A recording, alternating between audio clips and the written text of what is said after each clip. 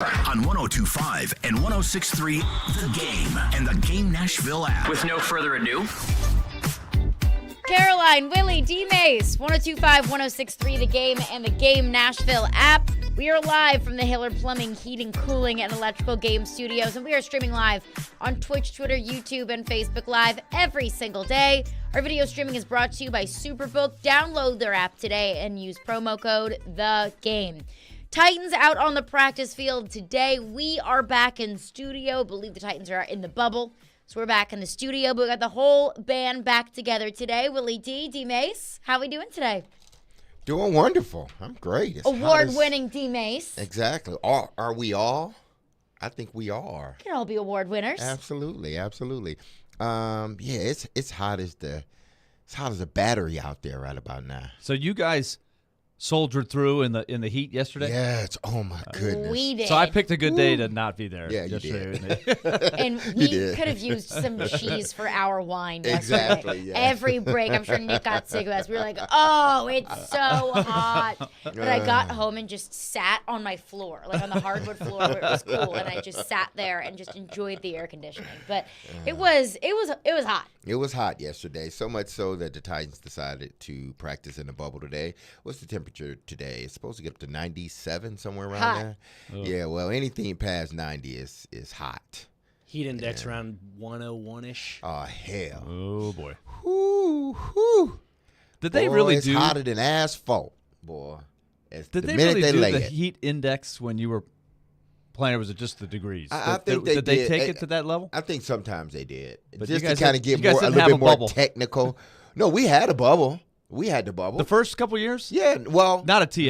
Not at TSU, you're right. But once eventually, we finally got over what was here, it, maybe 99 or 2000? 99 to 99 season. But Jeff Fisher didn't like going into that bubble. No, he ain't like going into that bubble. I don't think too many people like really, because we didn't want to be on that turf. Yeah. Yeah, so I don't think too many players like going in that bubble. Turf or 101-degree heat? 101-degree heat. Oh, okay, so it was that bad. I dislike turf and field turf. Back then too, it wasn't as advanced as it is now, but it still was sort of like the newest thing.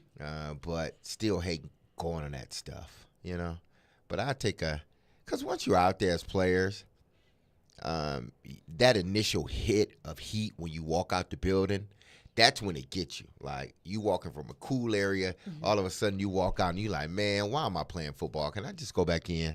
Can we do practice like in the meeting rooms? But then once you get out there and start running around, you kind of adapt to it. I had on long sleeves anyway, so it really didn't matter. I feel like, once you just get moving. Yeah, once you get going. See, people think, I feel bad for the people that are watching. When it gets above like 90 something, I feel bad for the people that are watching, not for the players on the field, because we're running around, accumulate sweat. We got fans and mist and all this other stuff, so we getting a breeze. People in the stands, they ain't getting no breeze. We used to have a tent for years, and we had an air conditioning company that sponsored the coverage. Put a big sign up there, and they brought a portable unit. It was probably not very good for, energy costs or the environment.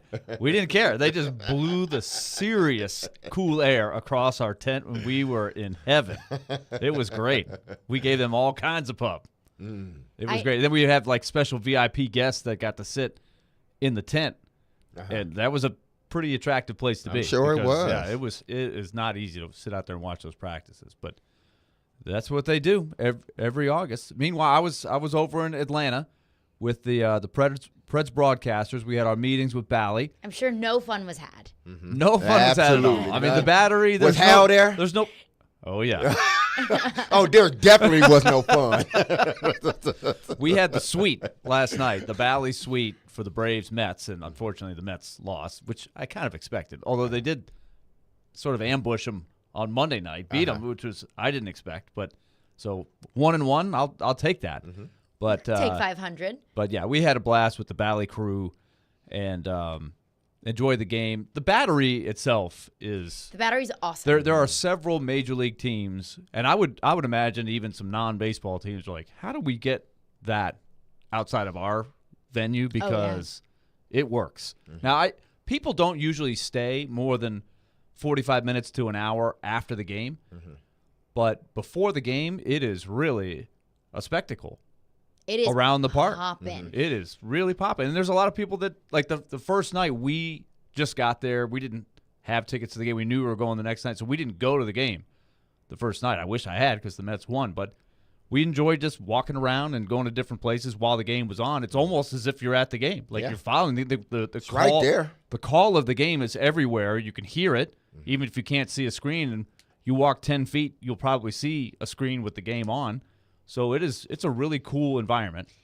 Yeah, the battery's I shouldn't really say cool because it's hot in Atlanta. Yeah, it is absolutely hot, Yeah. but very fun environment. Yeah. And I don't know if Atlanta was the first one to do it or if Atlanta has just done it the best, but it feels like the Braves and the Battery have started this trend of entertainment districts around Yeah. sporting events. And it's even trickled into the college game. I mean, it's even trickled into minor leagues. Like you look what the Nashville Sounds have wanted to build around the stadium, that the game experience starts well before first pitch and goes well after the bottom of the ninth. So it's really fun to see kind of the direction that it's gone. The Sounds have definitely done it. We were in Baltimore on our They trek. have it. In a sense, They it's have sorta, it but to a it's kinda- degree. yeah. They want to turn it up. They want to make it more like Yeah. the Battery with more places, and not necessarily that you have to be at the game. Like once you go into the park at Camden Yards, it's awesome. They have the Boog's Barbecue. They got the brick wall with the. It's a really scenic place, an awesome place to watch the game. But you kind of have to go to the game to get in there. Yeah. I think what they want is kind of like the Braves. If you don't want to go to the game, you can still have a great time. And I'm guessing the Braves are in on that. Like financially, they get the financial gains of what happens with people that aren't going to the game. That's a revenue stream. Well, I think that's what Angelos is kind of a controversial ownership guy in Baltimore, and their lease is up. So he's negotiating with the city. He wants something like the Battery. The city's willing to pay big money to renovate the park and upgrade, but there's only a certain amount of land they own. because the Ravens And the are Ravens right Stadium next is door. right next door. Yeah, So that's they a use beautiful that stadium. whole thing as a parking structure over there during, whether it be for the Orioles game or for the Ravens game. That's what they want across the river, across the Cumberland. It's something like the Battery, where people come, you stay, you come well before the game, bar hop, do whatever you need to do. After the game, you stay there, and the money stays there. And it's just a destination spot, sort of like for game day. And I'm wondering how it would work with football when there's less. I mean, obviously, you got your games, but there's 81 baseball home games. I would imagine even on a night where the Braves, and I've been there, where the Braves are not there. They're playing on the road. They're still open. There's still people walking around and going to those restaurants. I am curious what that's going to look like for football. Can you create something similar? Because the key would be for those businesses, you got to have traffic even when there's not a game. I think that the idea is that football games or it being a football destination is almost secondary. That the primary draw is the restaurants and the bars and the shops and the live music places and whatever is there. And then, during football season, it's also a really great place to hang out either before or after a game. Exactly. Because I know at least in St. Louis, there's Ballpark Village. And even when it's not baseball season, my friends and I will go to restaurants over there or bars over there. And it's just more so like a social destination that's also really convenient when you're going to a baseball game. Yeah. But I want to get into this. Titans out on the practice field today. We will hear from Mike Vrabel at the podium later this hour, so we will carry Mike Vrabel live and in its entirety. Last day of training camp before the preseason game against the Patriots, the third and final preseason game of the series, and then we got a week off, and then we have real-life football, real-life Titans football in New Orleans. But ESPN has their NFL preseason power rankings out. And whenever we see these power rankings, we always have to couch it with the fact that the Titans, for the most part, usually don't get the benefit of the doubt. I think that's the case for teams at the college level, the NFL level, and just in sports, that there are just teams that get the benefit of the doubt. The Yankees are getting the BOD over the Tampa Bay Rays. The Alabama Crimson Tide are getting the benefit of the doubt over Mississippi State. That's what it is. You mean the Yankees that have lost 9 in a row? I just thought I'd throw that in But there. they still get the benefit of the doubt because it's still the Yankees. Yes. And, pour salt into the wound, Willie. Take your victory lap. So the Titans don't get the benefit of the doubt. They never will. They never have. It is what it is. But the Titans in ESPN's NFL preseason power rankings, also these essentially mean nothing. The power rankings that matter are the ones that come out in February, not the ones that come out in August. Mm-hmm. But the Titans sit at 26. 26th in the power rankings. Am I wrong that the first question that came to mind when I read this was, what in the world would possibly have to go wrong for this Titans team to be the 26th best team in the league? Or rather, the 6th worst team in the National Football League? What would have to go wrong? I mean, keep in mind, at 26, you would have a top 10 pick. Yeah. The Titans lost 7 games in a row, fired their general manager in the middle of the season. Mm-hmm. Offensive coordinator got a DUI in the middle of the season. Starting quarterback got hurt, top receiver got hurt, and top defensive player got hurt at some point in the middle of the season, and the Titans still didn't pick in the top 10 of the NFL draft. Now, granted, they picked 11th, but still. Everything that could have gone wrong for this team this past year did. Knock on wood that there's not more to come. But they still didn't pick in the top 10.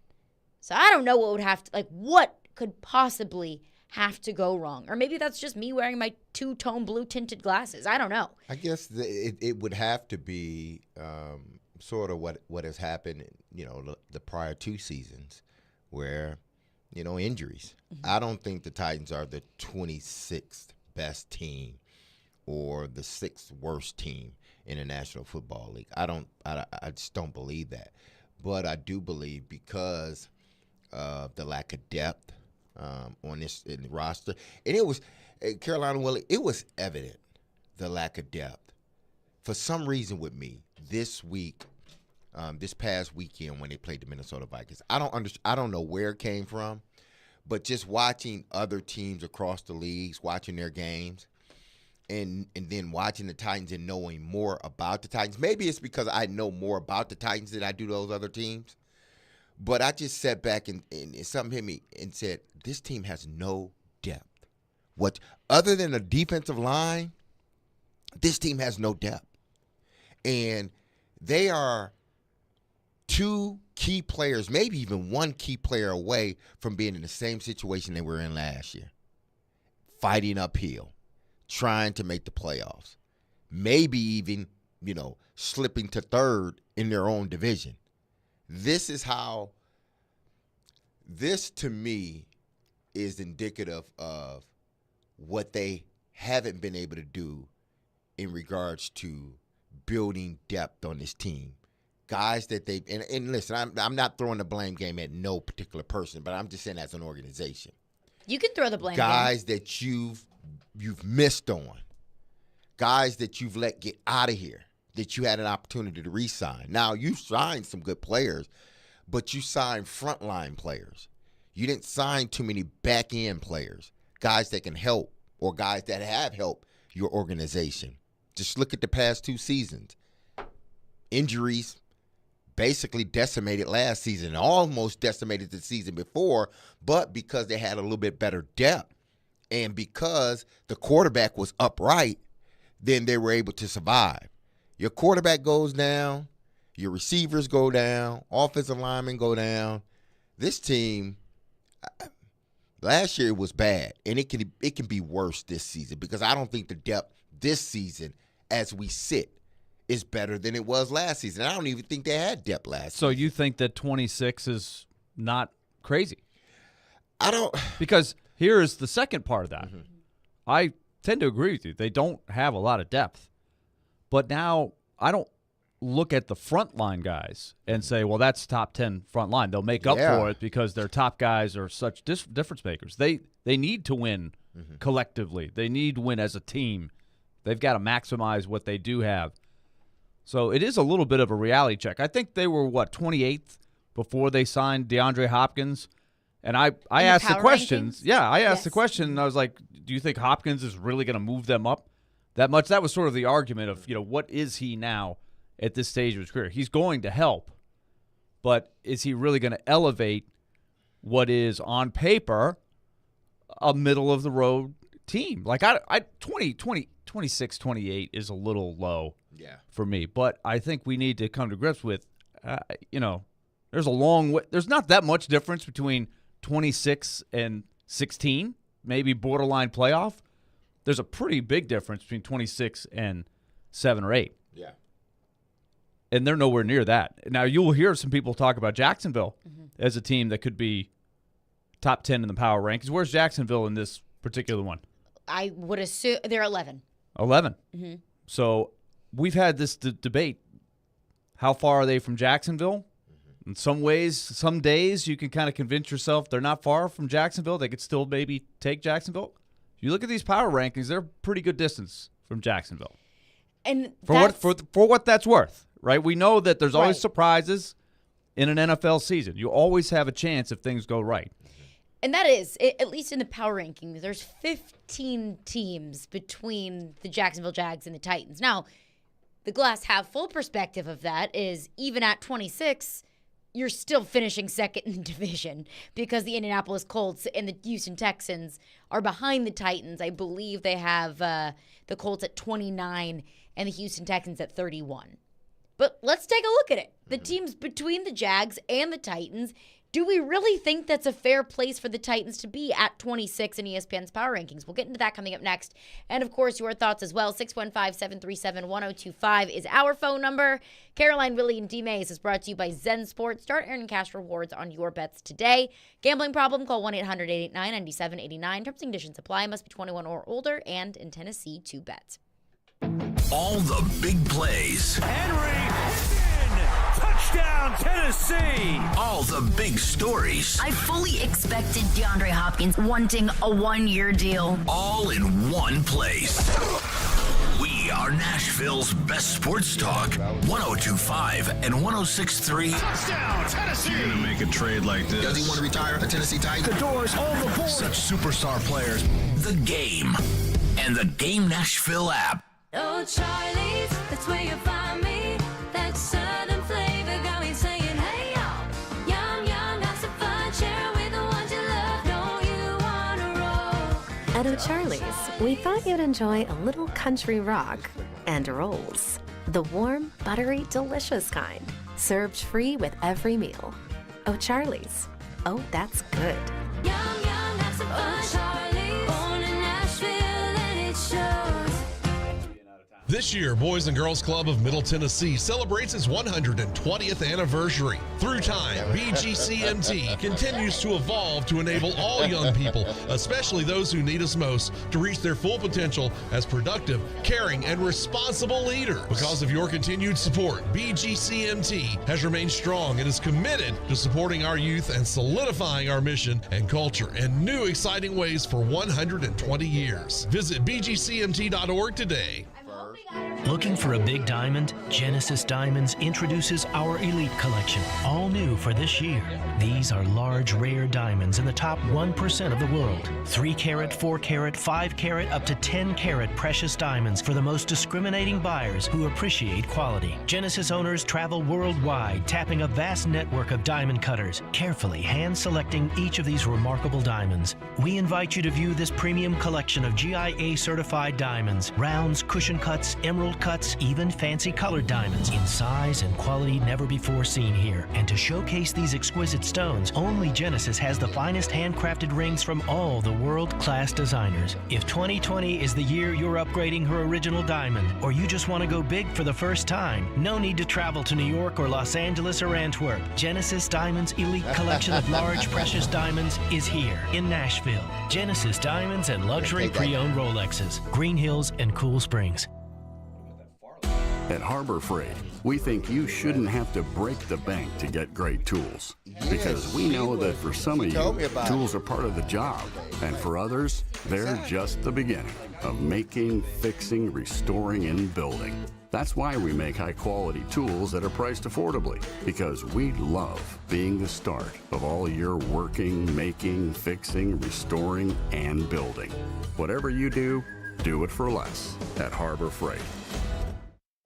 Don't miss a minute of football action while getting up close and personal to the future stars of the PGA Tour. Join Penn Entertainment on site at the Simmons Bank Open, promoting Penn Play and their sports online betting platform. Stop by their tent in the Arctic Tailgate Village during the tournament to learn more and have a chance to win some prizes and giveaways. Must be 21 or older and in Tennessee. For problem gambling support, call Tennessee Redline 1-800-899-9789. Want to see our smiling faces? You can watch us on Twitch, Twitter, YouTube, and Facebook Live. We are good to go. Presented by Superbook Sports, voted #1 sportsbook in Vegas.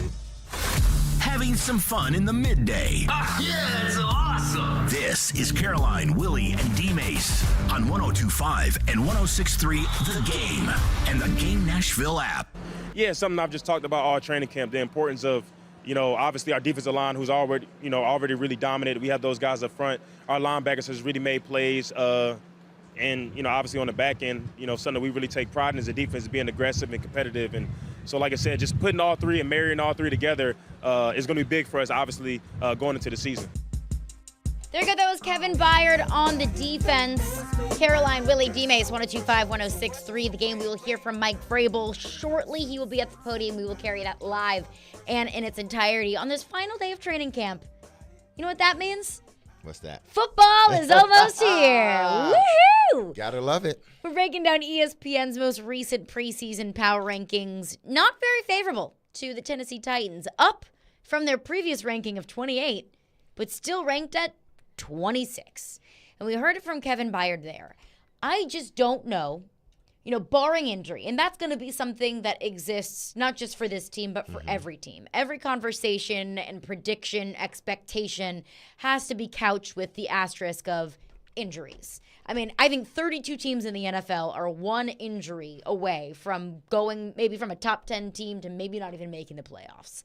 So all of our conversations are going to be couched with injury. But I think that with this defense, the way that it has looked, the way that everyone that was in Minnesota has talked about the defense against that Minnesota offense, is that this defense is just going to be too good for this team to be picking top 10 in the NFL draft this upcoming season. That this defense is going to keep this team in enough games, even if there are injuries offensively, that this defense is going to keep this team in enough games to keep them in the conversation. I mean, I go back to 2021. Derrick Henry got hurt, and this defense was still able to push you to the top seed in the AFC. So maybe I'm just a complete Titans homer for thinking that 26 is, unfair to this team. Or maybe it's just that's, it is frankly unfair. But I want to look at the teams that are ranked above the Titans in the most recent power rankings and just your initial reaction. Does this team deserve to be ranked above the Titans or not? The teams that are ranked above the Titans. Seattle Seahawks. I think they should. I think they have more stability from the outside looking in. I think they have legitimate pass catchers. 3 legitimate pass catchers. They have one of the best group of wide receivers in the National Football League. Their running game is almost back to what it used to be with Marshawn Lynch. Their defense has gotten a lot better. So I would tend to say that's probably right in regards to them being ahead of the Titans at this particular moment, if you just look at the rosters. I agree. I think they have a better roster than the Titans. Jets at 13. Absolutely. I think that's fair. Yeah. Steelers. I think here's sort of like the funny part about it is when I think of the Steelers, I think of the Titans. I do, because I think both the teams from a historical standpoint are built the same. And they like to tough do defense, tough good defense, head coach. Exactly, really good head coach.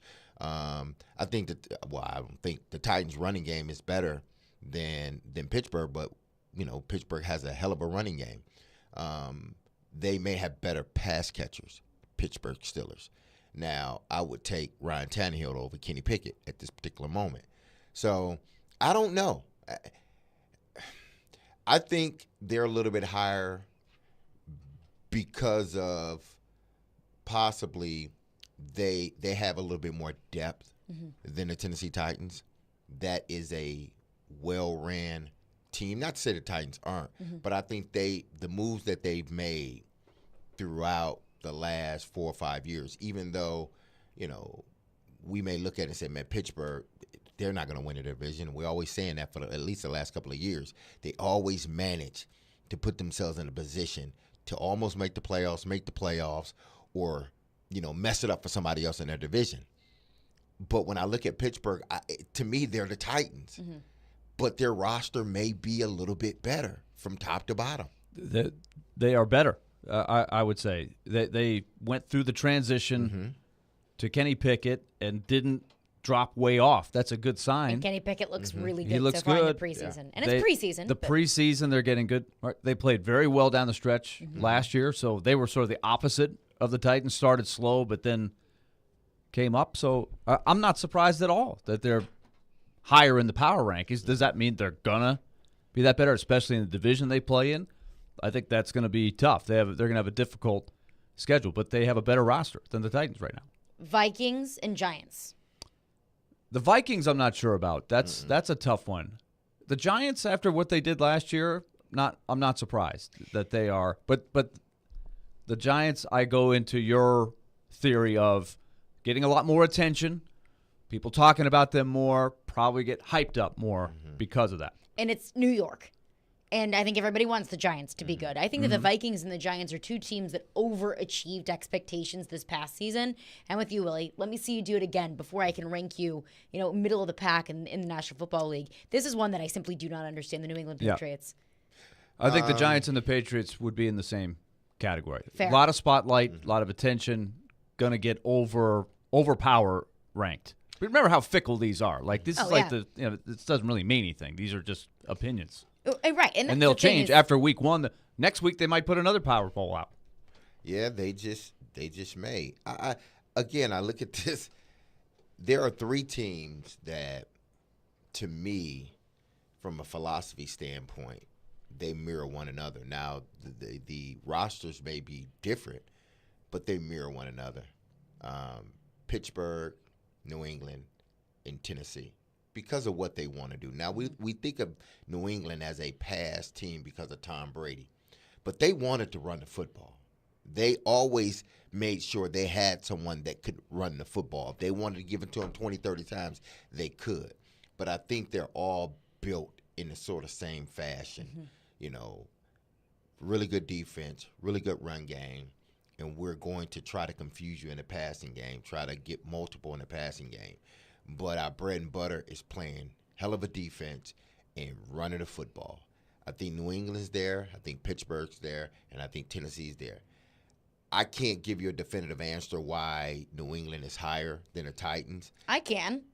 Bill Belichick. It's the Bill Belichick benefit of the doubt. But I think now, that the novelty has it's worn off now. For you and me, it has. And I think for a lot of football fans, the Bill Belichick and the New England Patriots, like that feeling, to me, has worn off. But I think there are people that still within the NFL world still want to see Bill Belichick come up without Tom Brady. Right. We've seen Tom Brady win a championship without Bill Belichick. I think people want to see Bill Belichick get to or win a championship without Tom Brady.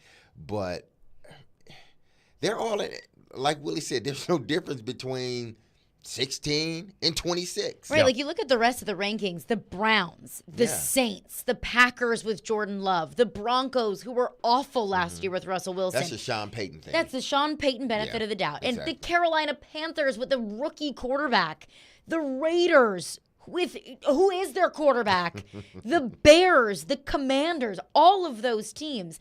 I can make very solid arguments to why the Titans should be ranked above those teams. And I can make very solid arguments that all of these teams ranked between 15 and 28, if you put all of those teams face to face on a field on any given Sunday, it could go either way. So I can make the argument for the Titans to be ranked 15th in this list. And I can make the argument for the Vikings to be ranked 26th on this list. If you told me they were 15, I would say, that's pretty optimistic. If you told me they were 18, 19, to me, that's probably more of a sweet more spot. accurate. But I think the point is there's not much difference between that middle 10 teams in any given year. It's all going to be, do you win the close games? Do you stay relatively healthy? Do you maybe get a little break in your schedule? There's so many things that can make the difference between where you end up in there. The Browns are a good example. I was looking at Bill Barnwell, who last year at this time wrote an article how the Titans are likely to regress. And what was his big thing? Titans had won a lot of very close games. It's hard to do that year after year, and the dam burst last year for all the reasons we spent a year and a summer talking about, right? All the injuries, all of that. The Browns lost a lot of very close games last year. If you look at their roster, they've got the makings of a very good team. Very good offensive line. Very stout defensive front with Myles Garrett and those guys. Some pretty talented corners. And, of course, now they got the Deshaun Watson, who we don't like talking about, but he's there now from the start of the season. Like, it's lined up. They have a very tough division. But it would not surprise me if the Browns busted out and had a good year. Now, they're the Browns. They haven't been known for being consistent winners. They have to overcome that part of it. But that one didn't surprise me that they were ranked where they are. Some of the other teams that you mentioned, if you flip-flop them with the Titans, I wouldn't have batted an eye. Me neither. Me neither. And again, the power rankings in August don't matter as much as the power rankings in February. But I think it just continues to play into the fact that when other teams get the benefit of the doubt, the Titans just simply do not. But let's continue the conversation on the other side and get your thoughts on it. 615-737-1025. We'll hear from Mike Vrabel, Ryan Tannehill, and Jeffrey Simmons at the podium, and we will carry those live and in their entirety. Caroline, Willy, D-Mase, 1025-1063 The Game. The Titans were able to get their first preseason win in Minnesota. Well, I thought we were physical. I thought we were able to run the football. Now, as Mike Vrabel and his staff continue to build their 53-man roster. But I saw him progress through. I saw him make some plays when there was some time. Who will stand out in Game 3 against the Patriots? Second half, we came out. Everybody was violent, physical. Keep it locked to Nashville's best Titans talk. 102.5 and 106.3 The Game and the Game Nashville app. All right, let's talk about Loan Pronto. Got some new info for you because Loan Pronto always wants to stay on top of what the trends are right now. And right now, you might be moving into Nashville or moving out of Nashville, wherever you are. But if you're looking for a new home, we know what the deal is in our city. We got cranes all over the place. We got homes being built. We got people shuffling around. It's a growing city. It's a vibrant city. So if you're looking to buy a new home and you need the cash now, as opposed to having to wait for your current house to sell, don't get ripped off by one of these I'll buy your house people. You ever get those weird texts or emails or a letter? Can't even go into that right now, but we know that's out there. It's so strange, but there's a reason for that. But Loan Pronto's got a much better system for you. It's called the Dream Home Bridge Loan. The Dream Home Bridge Loan. They can help you tap your home's equity. You get the cash you need. You make a clean offer on the new home or that investment property, and you've got the cash to cover the down payment. And with this great program, you can get the cash in just a matter of days. It's quick, very little paperwork, usually no appraisal. And then you can sell the house, or you can go after the house you want with no contingency. Then when your current house sells, the bridge loan completely disappears. So find out more about it by calling Loan Pronto, 615-499-5780. That's 615-499-5780, or go to loanpronto.com. That's 615-499-5780. Equal housing lender, NMLS 166-1781, subject to lender approval, NMLS consumeraccess.org.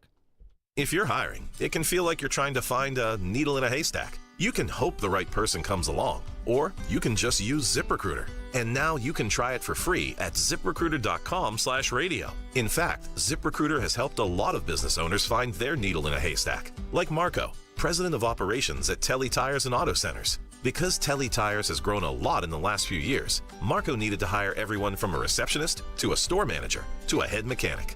ZipRecruiter helps me find all the right people, even the most difficult jobs to fill. ZipRecruiter helps me keep my business running. Take it from Marco and millions of other businesses who've used ZipRecruiter. ZipRecruiter can help you find the needle in the haystack.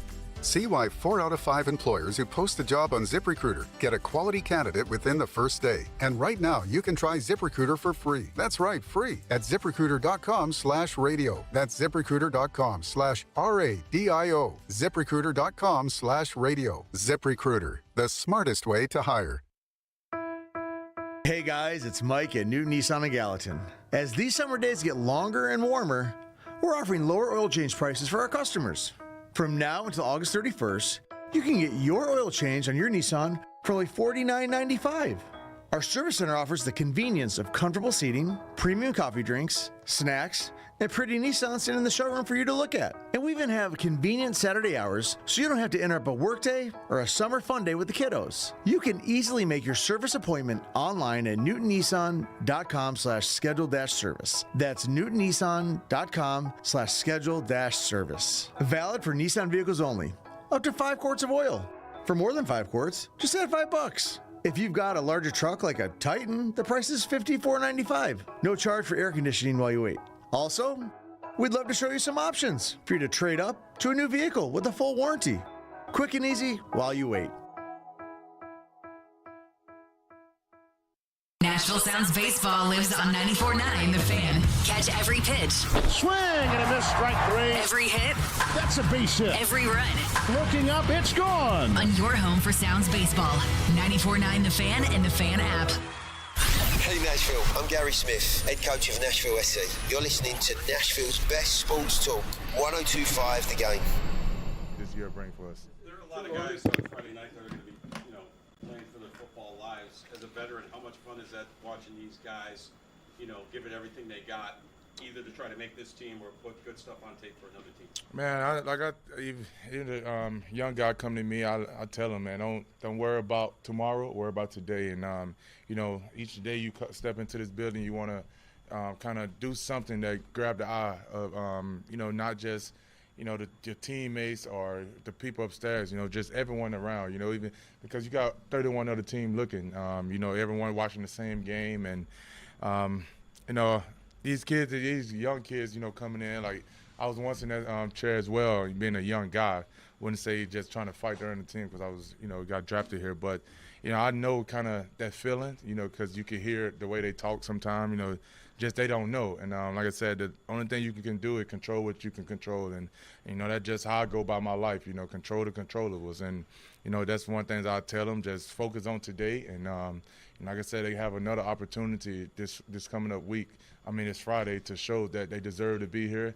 And, quite frankly, they need to be here. That's kind of the message. Even with Brave, give them a reason to let them know that I deserve to be on this team. You need me to win. So I'm excited for a lot of these young guys, man. And, however they can help us, it'd be great. But, if guys don't make it here, I'm sure they'll be somewhere else. And, wish them best of luck. But like I said, right now it's, just focus on Friday, and hopefully they can be here. You looking at Saints tape already, or are you just kind of getting? I for sure already started watching. I had started a couple weeks back here, just looking at some of the guys that I know. Getting ready, like 2 years ago, we faced a lot of them guys that are going to be up there with the center. I remember playing him when he was at A&M, and then I think that guard coming back, he was hurt that year, but I've been watching him as well, the left guard. I want to say Pete. So just a guy like that I've just been watching. And, of course, we faced Derek Carr before. We know, it's a long way ahead. But, just to run the game, good thing.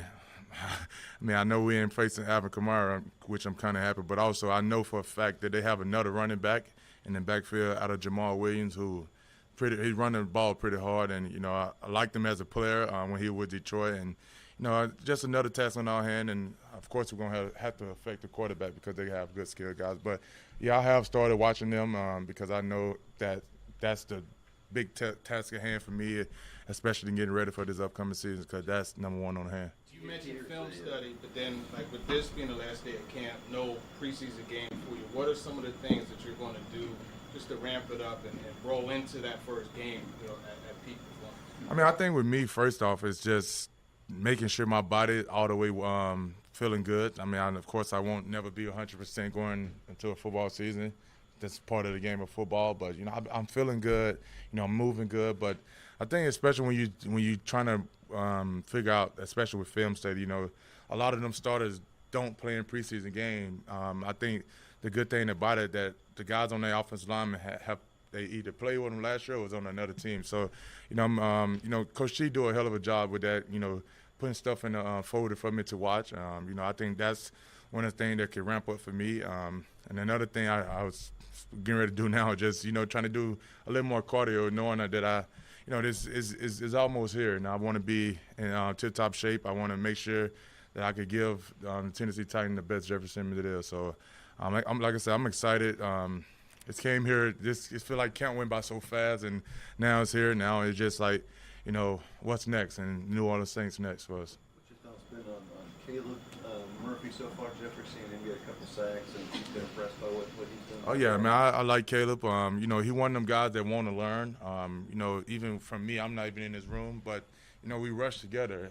When you got, especially on the same side, when you got two guys on the same page, or you're talking about the whole front, when you get all the front four guys rushing together and on the same page, it make things even easier for us to affect the quarterback. And I would say, like yesterday, we had a rep at practice where, I called something and Caleb just didn't get it. We kind of wasn't on the same page, I should say. And one thing he did when we talked about it on the field, then he went and got his iPad out to practice and came and talked to me about the exact same play. So, when you got a young guy like that, can rush like he can rush, but also just want to learn and be on the same page, especially with his interior guy, you can't help but to respect it. And like I said, you can see he have gotten better since when he first got here up to now. So like I said, I'm excited to see him, if he – I don't know what's his status, but if he's for sure on this team, he gonna help us. I know he can help us up front. So.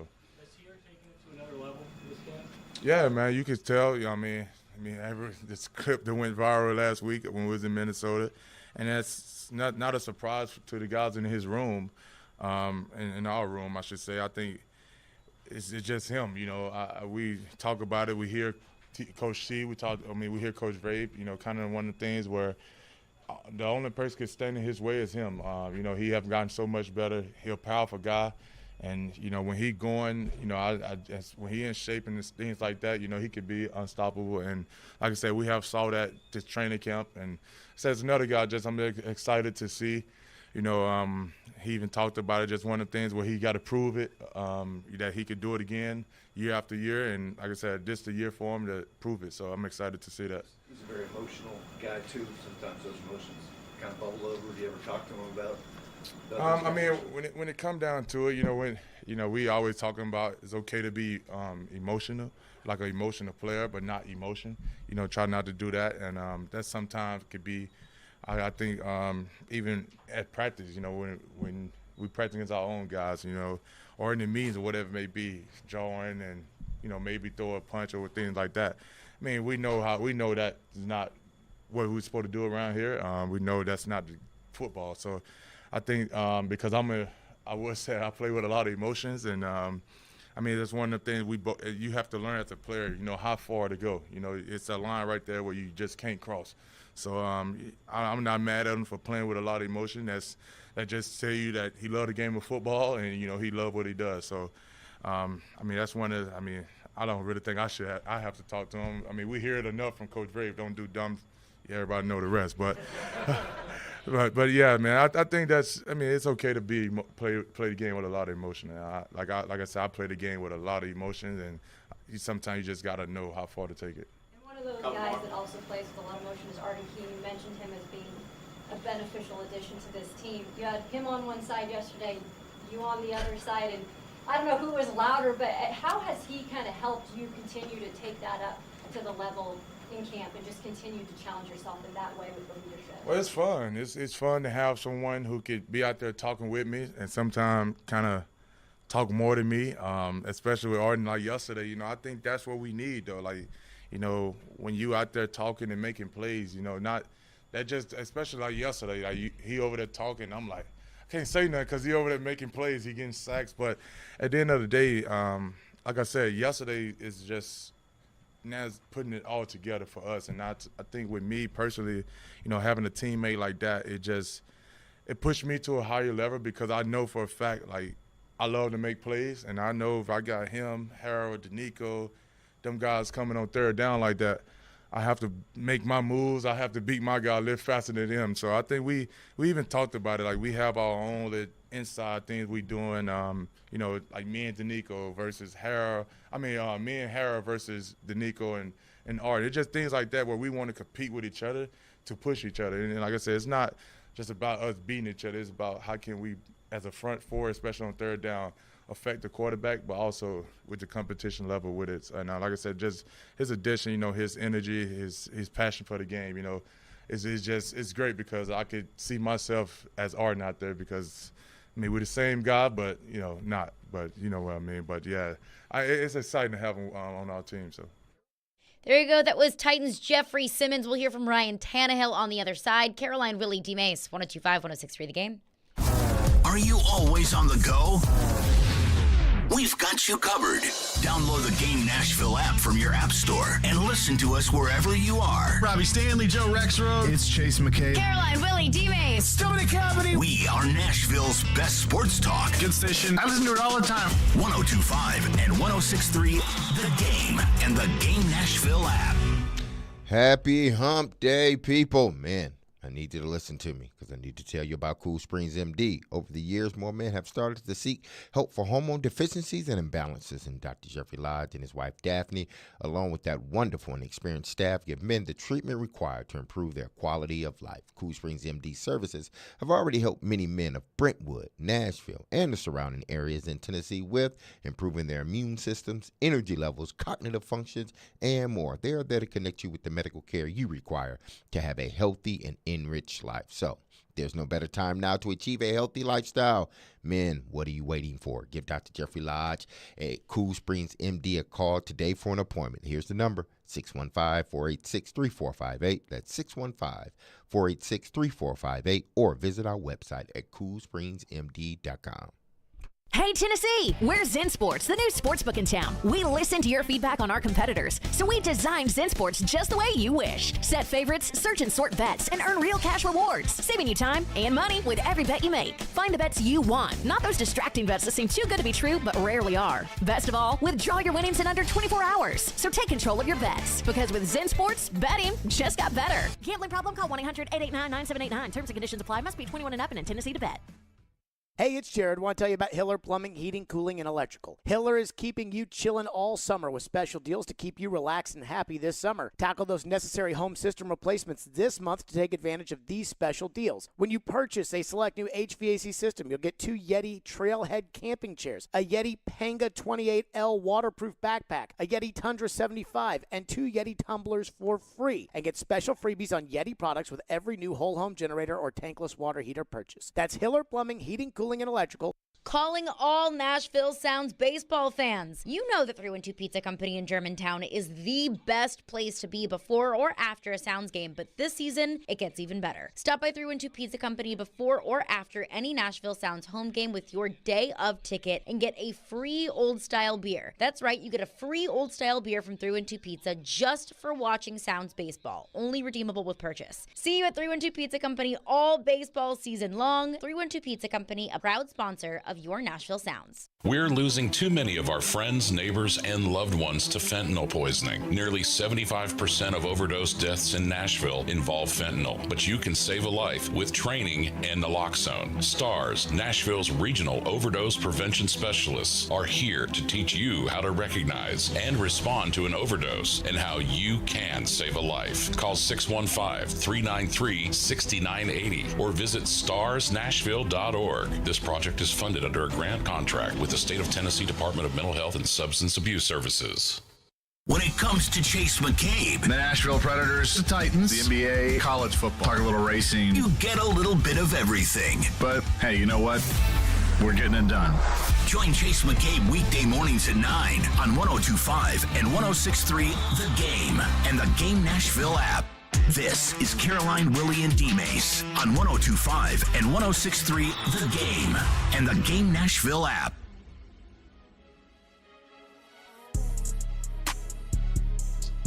1025, 1063 The Game. Hey, pro golf is coming to Nashville this September 14th through 17th with the Simmons Bank Open at the Grove Club. Text the keyword CART, C-A-R-T, right now to 615-737-1025 and enter to win a weekend pass for 4 to enjoy the event in style, including food and drink. We are awaiting Ryan Tannehill at the podium. Jonathan Hutton will join us very shortly. But we just heard from Jeffrey Simmons. And D-Mase, there was something that you brought up yesterday that Mike Vrabel was asked about, maybe Tier Tart being involved in a little bit of a scuffle where things may have gotten a little bit heated at practice yesterday. And you were talking about how Tier Tart kind of tends to be involved in some of the scuffles that may go on, whether if it's at training camp in Nashville or training camp elsewhere.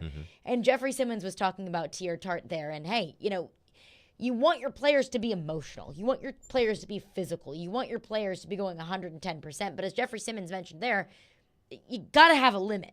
You got to cut it off at some point. I mean, as long as you're on that field, you're playing with a controlled aggression. I haven't seen Tier Tart get any unsportsmanlike penalties inside the game. So obviously, whatever he's doing, the edge that he's playing with is a good one. So I wouldn't try to correct it. Now, what people got to understand is things are going to happen in training camp because you're practicing against the same people all day, every day. It's hot as hell out there, and you just get irritated, and it's just like, okay, enough is enough. You may push me one too many times, and I'm going to push back a little bit. But I know in a game I can't do that. Like, I would get in, I got in a few scuffles in practice, but I knew not to do that in the game. I knew there was a limit. I can argue with someone, but I knew there was a limit where I couldn't go past as a player. So in regards to Tier Tart, I just let him keep on playing with that edge, man. That's what has gotten him to this point. When you try to stifle somebody's edge, then you're going to stifle that player. There was a time, and if we have to go to the podium, we can go to it quickly. But I remember, and I'm not going to name any coaches, I remember being pulled inside the room here in Nashville, and two individuals that I respect talking with me and saying I had to tone it down some. And I'm telling them, like, listen, this is what has gotten me to the point that I'm at now. Now I am a starter now. I play with this edge. I practice with this edge. I can't stifle it. Stifling my edge means stifling me as a person on this field. So which one do you want? You want that edge, but as Jeffrey Simmons said, don't do dumb. The rest. Yeah, and I may have gotten a 15-yard penalty here and there, but it wasn't for a fight. It wasn't for going at somebody. Maybe I argued it a little bit too long. I remember one in Green Bay, and this after I left Tennessee, where I argued with the referee a little bit too long based upon the pass interference that he called me for offensive pass interference. And if you look at the film, it definitely wasn't offensive pass interference. It was because I beat the person that ultimately ends up being a Hall of Famer. And it was like, how do you beat? I beat the guy. And I'm coming back for the ball, and I get out of his way so he doesn't run to me. I catch the ball. That's not a pass interference. I have a right to the ball just like he does. And they called me because I continued to argue with the guy, and he called me for a 15-yard penalty.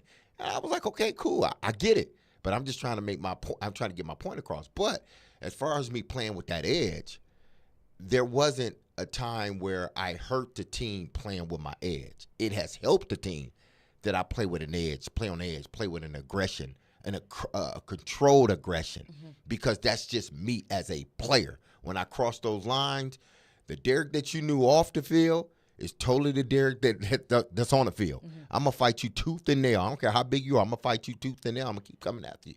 But I'm going to do it in a way that it doesn't hurt the team, and that's the same with Tier Tart. Let him play with that edge. Jeffrey Simmons plays with it.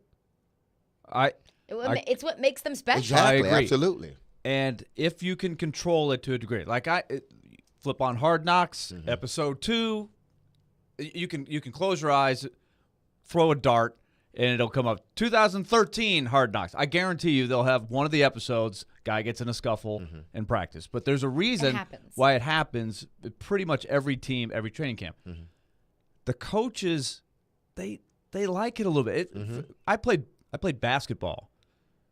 You can't get in a fight with people in basketball, but the coaches in the preseason practices, they do like to see who is the baddest dude on the court, who is going to be tough, who's going to be hard-nosed, who's going to carve out the turf and say, when this ball's loose, it's my ball. Or in football, when it's one-on-one, who's winning this battle?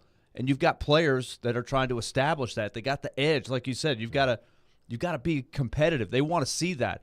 It's a fine line. You can't be an idiot like Jamarco Jones and get yourself thrown off the team. But there is a reason, right? And coaches like seeing some of that, right? They're looking to see who's the toughest guy. So that's why it happens, right? It's sometimes I think we're like, oh, how can you do the dumbest stuff ever is to get in a fight?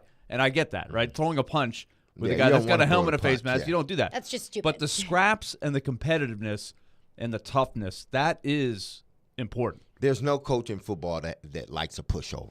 No coach. Right. I don't care what coaches say, oh, you can't do this, you can't do dumb stuff to hurt the team. I get all that, and I understand it. But no coach wants a pushover.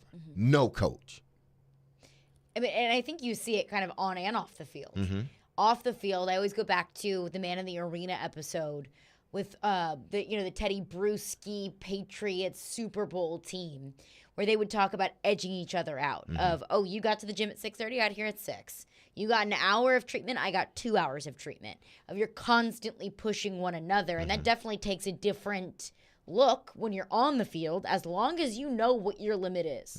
As long as you know when you are in a game and there is a referee that can throw a flag, that can push the ball back, as long as you know when to stop, then play with that intensity. Exactly. Just don't do dumb stuff that hurts the team. But like you said, D-Mase, in practice, you can push the envelope a little bit more, knowing that in a game you can't do that. But you're showing the coaches, you're showing your teammates that, hey, this is my turf. Don't mess with me. I am tough. There's false bravado too, right? Some guys do it and they're not. But like, you find those people out real quick. I know you're not really that tough. Good, keep doing that. You're acting like people see through those guys. Yes, absolutely.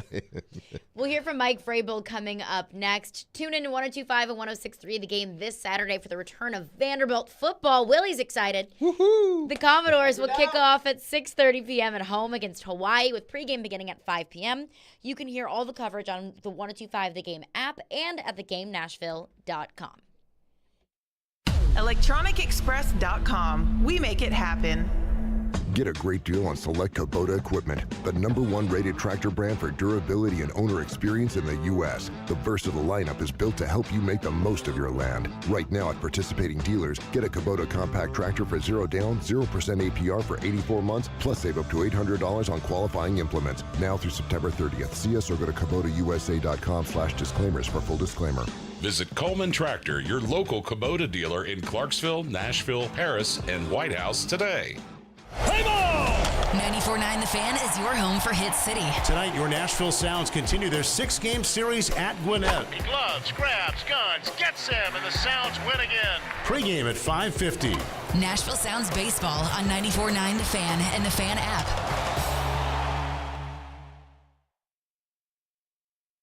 Are you drowning in credit card debt? Want to get cash out of your home's equity? Loan Pronto can do it now in less than a week. Hey, Willy Donick here. That's right. Loan Pronto's Equity Express line of credit just got even faster. You can get $50,000, $100,000, even $200,000 in as little as 5 days. You don't even have to touch your primary mortgage. You can keep that 3% rate intact. Get just the money you need and pay off all those credit cards or get that home improvement project started. With this revolutionary program, you can access up to 90% of your home's value, and in most cases, there's no appraisal. Stop paying insane interest rates to the credit card companies and get tens or even hundreds of thousands of dollars in cash in as little as 5 days. Call Loan Pronto now for the even faster Equity Express line. 615-499-5780. That's 615-499-5780 or go to loanpronto.com. 615-499-5780. Equal housing lender, NMLS 1661781, subject to lender approval. Vanderbilt Commodore fans, 102.5 and 106.3 The Game, along with 94.9 The Fan, is your new home for broadcast of games and the Commodore Hour on Monday evenings. Catch all the action for football, men's and women's basketball, and baseball all season long. Go Doors! City Winery Nashville presents Paula Poundstone live in concert on Friday, August 25th at 7 p.m. Iconic comedian Paula Poundstone is known for her smart, observational humor and legendary spontaneous wit. Paula is the star of several HBO specials, including Cats, Cops and Stuff, and Paula Poundstone Goes to Harvard. Paula is a regular panelist on NPR's comedy news quiz, Wait, Wait, Don't Tell Me. She's heard weekly on her successful comedy podcast, Nobody Listens to Paula Poundstone. Don't miss Paula Poundstone and get your tickets at citywinery.com. Live from the Hiller Plumbing, Heating, Cooling, and Electrical Studios. WPRT-FM Pegram, WPUC HD2 Laverne. Nashville's exclusive home for the Nashville Predators. 102.5 and 106.3. 79-52 Vanderbilt. And I think he's going to coach him up by Cheryl. You're going to see more moves. The Game. A Cromwell Media Station. Covering your teams and the news of the day. Ladies and gentlemen. This is Caroline, Willy, and D-Mase. Who is pleasant to listen to. With Caroline Fenton, Willy Donick, and former NFL wide receiver Derek Mason. You are hands down my favorite radio personalities of all time. On 102.5 and 106.3, The Game, and the Game Nashville app. With no further ado. Caroline, Willy, D-Mase, 102.5, 106.3, The Game, and the Game Nashville app. We are live from the Hiller Plumbing, Heating, Cooling, and Electrical Game Studios, and we are streaming live on Twitch, Twitter, YouTube, and Facebook Live every single day. Our video streaming is brought to you by Superbook. Download their app today and use promo code THEGAME. And hey, Caroline, Willy, and D-Mase is brought to you by Zen Sports. Start earning cash rewards on your bets today. Gambling problem? Call 1-800-889-9789. Terms and conditions apply. Must be 21 or older and in Tennessee to bet. We'll hear from Titans head coach Mike Vrabel at the podium very shortly. Ryan Tannehill is up the podium now, so we'll keep you updated with anything juicy that Ryan Tannehill may say, any tea that comes from Tannehill at the podium. But before we get to Vrabel, let's get into some of your thoughts. Our phone lines are driven by WilsonCountyHyundai.com. 615-737-1025 is our phone number. Will from Nashville texts in, so speaking of toughness and a competitive edge, who would win a hoops one-on-one between Willy and D-Mase? Oh, man. Willy would beat me in an inside. No. Yeah, I mean, Willy, Willy got some let's just get meat on him. Let's get real here. Willy probably throw a wicked elbow, too, right in the gut. He'll probably back me down and hit me in the gut. He's dirty. He's a dirty player, but I expect that. He old school. He hit me in the hip with the elbow after a few times, man. I don't know. I had to keep Willy outside, drive past him. He would Willy the type that'll force me to shoot the jump shot every time. I'll give it to you. Take it, Mason. Take it. I got to make a few in order for him to come up and guard me. But if I miss, he's just going to sit, on the paint and get the rebound every time. But I think Willy would more than likely win. Look, I admire you, D-Mase, because you're in a very small category. Most of the time, the football players think they just beat any old basketball player. No. We had to show the Nashville Cats way back in the day. We had a little charity basketball match with some older former basketball players against the Cats. And the Cats were, they had a couple guys. Like Corey Fleming was a good basketball player. Yeah. But we killed him. Just got to keep him humbled. So I feel good about my chances. A basketball player should beat a football player. Yeah, you'd think. Should. Yeah. Mike Vrabel is up at the podium, so we'll send it over to St. Thomas Sports Park now. So I haven't made a final determination, but that's a possibility. Like, what's your message to the younger guys that are going to be, fighting for their lives on Friday, either to make this team or to make another team? What's your best message or advice to them? Well, hopefully that hasn't changed since they got here. I mean, hopefully they're fighting every day on earning the right to be here. I think if you waited till now to start fighting, fight's probably over. So I don't think there's anybody like that. So I don't think that's going to be an issue. With Kyle Phillips out for a little while, do you have an idea already of who you think you want to go with as the punt returner, or do you feel like that competition's still? I think that's probably still there open? based on where we end up on Tuesday with the final 53. And again, it's going to be fluid, and that's why we've been repping a lot of guys and working a lot of guys back there. You've been around Mike for He seems like he's having a really good camp. Anything he's done this offseason to put himself in a position to make so many plays out here on the practice field, or that's just his growth? Well, I think that Amani has always shown the knack to make some plays, right? And I think the one thing that's gotten him is availability. No fault of his, and just some things that kind of have happened from an injury standpoint that has kept him out. But I think he's always been productive. That's a big part of the reason why we like him out there. He just has kind of had a couple things show up here last year that limited some of his snaps, and so when he's out there, he's been productive. You feel like DeAndre's operating at his peak level right now, like super ready? Yeah, I think he's building towards it. I mean, I think that, if yesterday is any indication, I thought that he practiced with speed and great urgency, and followed up today, and building a relationship with Ryan. So we just got to, continue to get him, the things that he needs. He played in this league a lot of years. He's seen a lot of coverages, and it's been fun to watch him just work with Ryan, work with young players, and been a fun addition to have. What are the things he needs? Well, conditioning. I mean, I think at this level, it's conditioning, right? That you want to be out there as much as possible as a receiver, and making sure that that we're smart. Try to get him out there. What are we going to do? Work on some toe drag with him on a individual today. So just try to get him out there for, warmed up at 7-on-7, and then, if we could take a little bit off his legs early on in practice, I'm sure there'll be different plans, throughout the season, and that'll be one of them. It's supposed to be 101 on Friday. What special plans do you make? Well, if yesterday was any indication, our guys wanted to practice yesterday, and I hope they want to play Friday night, because it was hot yesterday, and I didn't hear a guy complain. I thought guys were just wanted to go play football yesterday, and that was probably the most impressive thing. And I would imagine it'll be like that, but we'll have to be on hydration. We'll have to be IVs and everything that we do with Todd and Lauren and Frank, and monitor that and make sure that we're rotating, and that we, you want to make sure that you're giving guys opportunities on special teams, and with special teams comes speed and distance, and maybe sometimes fatigue with heat, but also that's part of seeing how guys handle some of that. I know this week didn't go exactly how it was originally planned with the Patriots. Rarely does, Jill.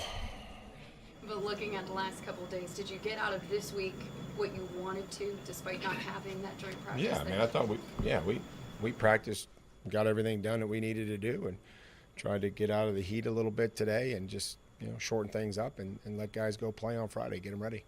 Will Levis back at practice today, Coach? Do you have a plan for Friday? No, not yet. We don't have any availability or any decisions yet. See how he comes out of practice and see how he feels. Mike, Jeff, and Ryan both talked about the growth in the Offensive line over the course of this past month or so. What's your perception on how that group's come together, both the starters and the backup guys? I think everybody's working. Everybody's been stringing some days together, and I think the conditioning is good. When you look at the way we finished the game in Minnesota, pushing piles, being more physical, and being able to run the football and control it with the, in the second half. We'll always continue to make sure that, there's edge rushers in this league that you're going to have to be able to block, and so we have to make sure that, that's where people are investing resources and money.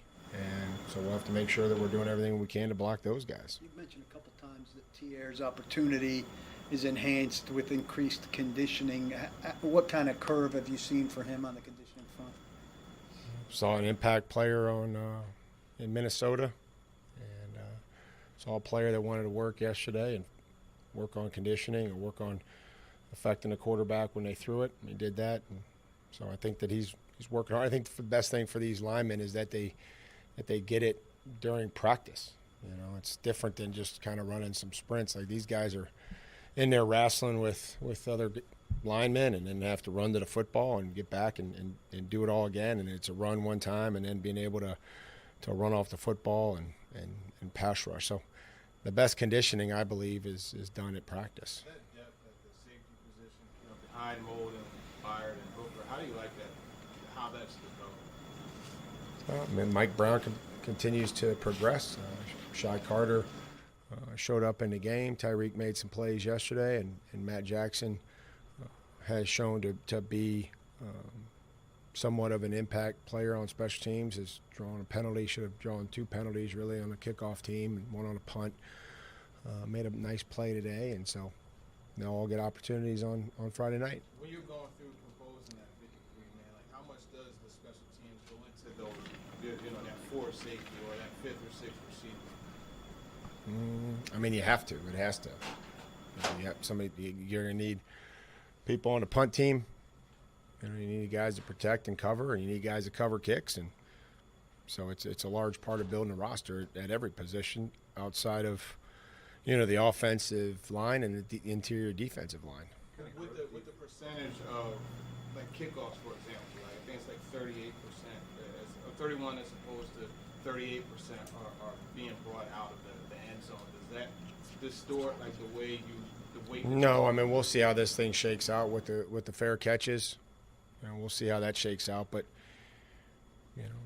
we had 3 kickoffs inside the 20-yard line in the second half last week. So if we can get the ball, a good hang time on the 2-yard line, and we feel good about covering the kicks, then we'd like to do that. So, but if not, then bang them into the end zone and put them at the 25. Well, just more comfort, just comfort. He's got come to a new team, and again, it's everybody goes through a different transition. Everybody's got a different personality, and I think just a lot more comfort level with. It's been good to see him and Peter build a relationship, in the meeting rooms and out on the field. What's Caleb Murphy grown into the pass rusher that we saw the other night? Well, I mean, he rushed the passer. Coming in, that was something that he could do, and it's done well. And see if that carries through on Friday night. But he works hard, and I think Crow and Lowe has done a good job. I think Arden and Danico and Harold are 3 different examples of different ways to rush passer. I'm sure that he's taken a little bit from each of those 5 people. We appreciated your non-participation report to Nick. Was Byard just a day off along with those other guys? Yeah, everything's fine with Kevin. He had reached out and communicated that he had something to take care of, and appreciated him doing that. Sorry, Nick, I didn't give you Byard. I forgot. You should have seen Nick. He was. He should be. He got the Golden Bear on. Jack Nicklaus golf shirt right there. There you go. That was Titans head coach Mike Vrabel at the podium. A much more jovial Vrabel today than what we heard yesterday, which, that's saying something considering he wasn't necessarily all peaches and cream. Better mood today from Mike Vrabel. Far cry from yesterday, I tell you that. Yeah, yesterday. Ooh. Yesterday, he woke up on the wrong side of the bed yesterday. Baby Belichick yesterday from Mike Vrabel. Jonathan Hutton, Hot Mike with Hutton and Withrow will join us coming up next. Break down what he saw on Saturday in Minnesota, what he heard from Mike Vrabel there. Coming up next, Jonathan Hutton, Caroline, Willy, and D-Mace, 102.5-106.3 The Game. Every day we are live and local. You need to give Ron Tannehill a 2-year extension. There haven't been too many coaching changes for the Predators. And your source for Nashville sports. I think that's what the Titans need. Players who can score. We are Nashville's best sports talk. 102.5 and 106.3 The Game and the Game Nashville app. Krebs Kubota wants to help you get your job done right with the parts you need and a service department that can handle maintenance and repairs from the largest excavator to the smallest 2-cycle engine. For your farm, home, or commercial needs, Krebs Kubota will keep your Kubota running like a Kubota. Krebs Kubota, Middle Tennessee's preferred equipment dealer, with convenient locations in Columbia, Franklin, and Murfreesboro. Also online at KrebsKubota.com. So, if there's brunch, why isn't there dinner? Or dunch, for that matter. No, we know why there's no dunch. Why is that? People might get confused and miss brunch. And I never want to miss a brunch this good. Me either. Cheers. Kitchen Notes at the Omni Nashville Hotel. Breakfast buffet Monday through Thursday from 7 till 10:30 a.m. and lunch from 11 a.m. to 2 p.m. Weekend brunch Friday through Sunday from 7 a.m. till 2 p.m. featuring cast iron pancakes, made to order waffles, and eggs and carafes of mimosas. Treat yourself today to Kitchen Notes at the Omni Nashville Hotel. Check, check. You might already know about the Acura MDX. V6 engine, seat 7. We have an announcement. We swapped that engine with a specially made 3-liter turbo V6, race-tuned the steering and suspension, and for the first time, added Type S performance to an SUV. So we're just gonna drop this right here. The Acura MDX and first ever MDX Type S. Acura, precision crafted performance. Experience the thrill at Gary Force Acura, proud sponsor of the Nashville Predators. TennesseeAcura.com. Being value conscious and getting the most for your money is so important these days, and that's why it's more important than ever to shop at Genesis Diamonds, the undisputed value leader. Part of the education at Genesis Diamonds is we explain to you how we travel the world and purchase our diamonds, how we buy in bulk, we pay cash for our diamonds so we can save every possible percent to save you money on your diamonds. Genesis Diamonds Vice President David Cooper. There are no middlemen, there are no other wholesalers or dealers, so we cut out all of those extra added markups and pass those savings on to you. When you combine that unmatched value with a totally no-pressure shopping experience, you know you're in the right place. Because we do not work on commission, our sole purpose is to make sure you get exactly what you want. There's nothing in it for us personally, whether you spend $1,000 or $100,000. That's why at Genesis, people often end up spending less than they had budgeted. Our goal is to purely present you with options so you can choose exactly what you want. The value you want, the experience you deserve. Genesis Diamonds, Green Hills and Cool Springs. Over the years, more men have started to seek help for hormonal deficiencies and imbalances, and Dr. Jeffrey Lodge and wife Daphne, along with their experienced staff, give men the treatment required to improve your quality of life, improve your immune system, energy level, cognitive function, and more. There's no better time to achieve a healthy lifestyle. What are you waiting for? Give Cool Springs MD a call today for an appointment at 615-486-3458 or visit our website at coolspringsmd.com. Anyone want to tell me what happened? Did you miss any of today's show? It's okay. It's fine. Don't worry. Subscribe to the Caroline, Willy, and D-Mase podcast on Apple, Spotify, and other podcast platforms, or by going to thegamenashville.com. All right, I'll give it a shot. Having some fun in the midday. Okay, that's really fun. This is Caroline, Willy, and D-Mase. It's a good source of energy because it's live. On 102.5 and 106.3 The Game and the Game Nashville app. Caroline, Willy, D-Mase. Stay tuned in for Nashville Sounds baseball today at 6:05 p.m. on 94.9 The Fan. The Sounds take on the Gwinnett Stripers, AAA affiliate of the Atlanta Braves. Sounds baseball on 94.9 The Fan, presented by 312 Pizza Company, Farm Bureau Health Plans, and Family Leisure. Joining us now is Jonathan Hutton, Hot Mike with Hutton and Withrow. Hutton, always appreciate having you on every week. Your biggest takeaways from the Titans preseason game on Saturday night in Minnesota? Great to be back with you guys. Always enjoy this. First and foremost, I think Tajay Spears comes to mind for me. The Titans have a real weapon with him, and just whenever I think, well, you know, I'm not very athletic, but I've seen it all. Here's a guy that apparently doesn't have an ACL and has arthritis in his knee, hurling dudes, and is the best guy on the field in the preseason. So hats off to Spears.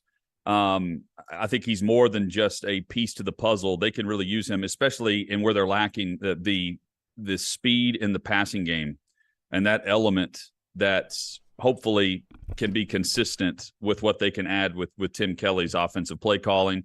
Beyond that, I thought Malik Willis continues to show areas of improvement and areas where you still see things that, like, yeah, he's a backup quarterback, and should we be thinking that? I mean, I think he's vastly ahead of where I expected he would be, and that's partly due to where Will Levis is right now compared to where Malik Willis is, and also due to his attention to detail in the offseason where he's throwing the football a bit more. But he's still got to, his best asset are the legs and the running. And unlike last year, now we're hearing Vrabel say, hey, do more of that.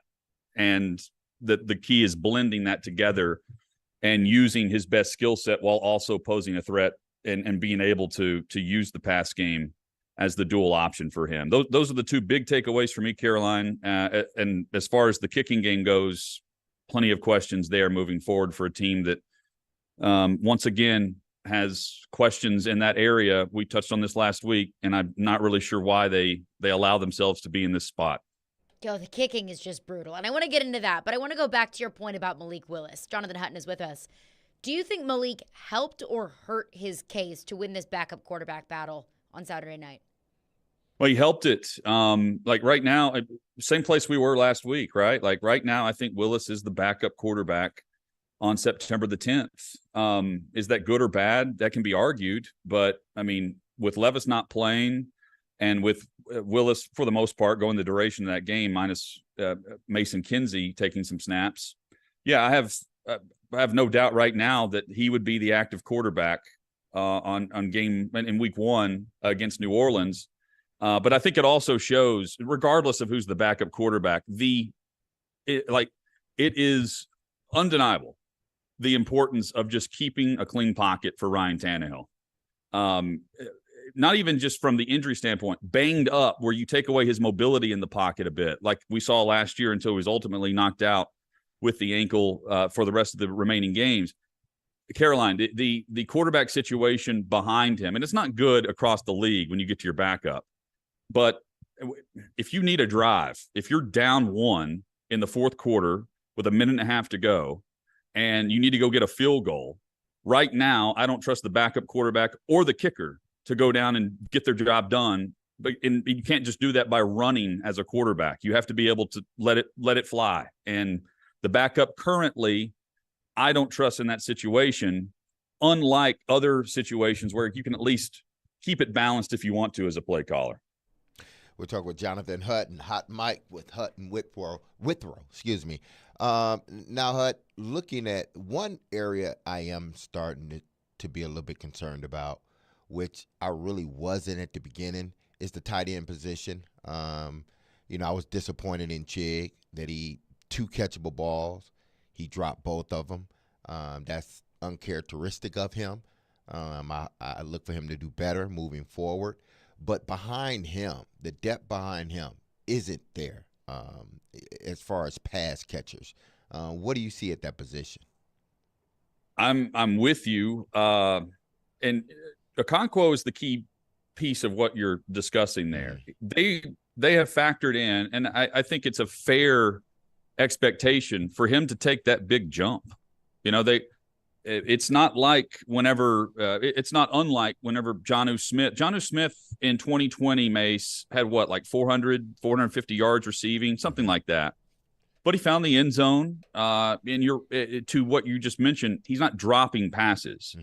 Okonkwo doesn't have to be the game breaker. I think he has that certain athletic ability in key spots, but he's got to be the guy that moves the sticks and that you can rely on. He can't be, in certain situations, the guy that forces the 3 and out by just catching or not making the easy catch to put them in a position, even if it's second down and long and it ends up being third and short, make that catch. So it starts there, and they kept 3 tight ends on the active roster to begin the season last year. I think this year it's more likely 4, because what they did is they counted Carter as one of the tight ends on their depth chart, even though he's a fullback. He made the roster as a fullback. They're going to they're going to move guys in the backfield there and then put them out and motion them out to the tight end. And you know what? If I'm thinking about what the tight ends and the importance of who you're carrying and who you're not, right now it still remains the run-first offense. It still remains an offense that you're not certain on in regards to the offensive line. They need to bulk up on the edge a bit, and that's where more of the blocking inline tight ends come to mind more than Chig. Both have to play their part, and Okonkwo's got to be the number 1. Now, the one thing that did hit me, Hut, this week, last week, right before the game and during the game, versus the Vikings is, and it didn't hit me prior to this, I'm truly worried about this team because I'm watching everybody else play, and it seems like they got a good grasp on what's going on. The depth behind them looks pretty good. Not great, but good enough. But then I watch the Titans, and I see, other than the defensive line, I see no depth on this team whatsoever, and that scares me. And that goes back to, at some point, you have to hit on some of these picks, right?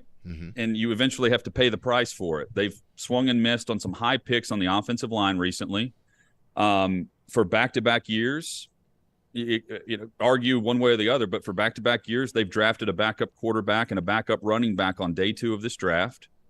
And that has left them with low-end picks at wide receiver at best. And even prior to that, some of their higher picks at wide receiver, even on day 2 or early day 3, have not panned out. So that's where the young core that we touched on a bit recently, as far as young talent, first contract guys, who are you really excited about as either right now they can step in and be impact players, or guys that you feel like are very close to then being described as that? To me, there's maybe 4 on offense with Burks, Okonkwo, Skoronski, and now Spears. And the rest of this team, it's very top-heavy in terms of veterans. It's guys that are finally getting to a second contract like Jeffrey Simmons, which is well-deserved. But it's just a weird roster in terms of it appears as though exactly how we described it this offseason. 1 foot in, 1 foot out. Are they in or are they rebuilding? How do we describe this roster? They're an injury or 2 away from being a very easy description. And we know how injuries have factored into this roster over the last 2 years. It's not good in terms of depth. And in key areas, I don't even think it's great in starting roles, which is why, you know, right now, the injuries at wide receiver, one of the starters in week 1 is probably on another roster right now. I mean, if you just start looking around at punt returner and what they're doing, inside linebacker, certainly depth at corner / defensive back. Yeah, I mean, I'm looking at those areas and thinking, oh, and by the way, kicker, we could see 4 positions with different names on the back of the jerseys that are currently playing for another team. Meanwhile, I think on the offensive line, the guys that get cut on the 29th, next Tuesday, are virtually described in the same way. So I don't know if you really get an upgrade when the massive cuts happen, other than just rotating guys in and see who can be consistent and who hasn't been. More with Jonathan Hutton coming up next. Caroline, Willy, D-Mase, 102.5, 106.3 The Game. It's a long summer. But don't worry.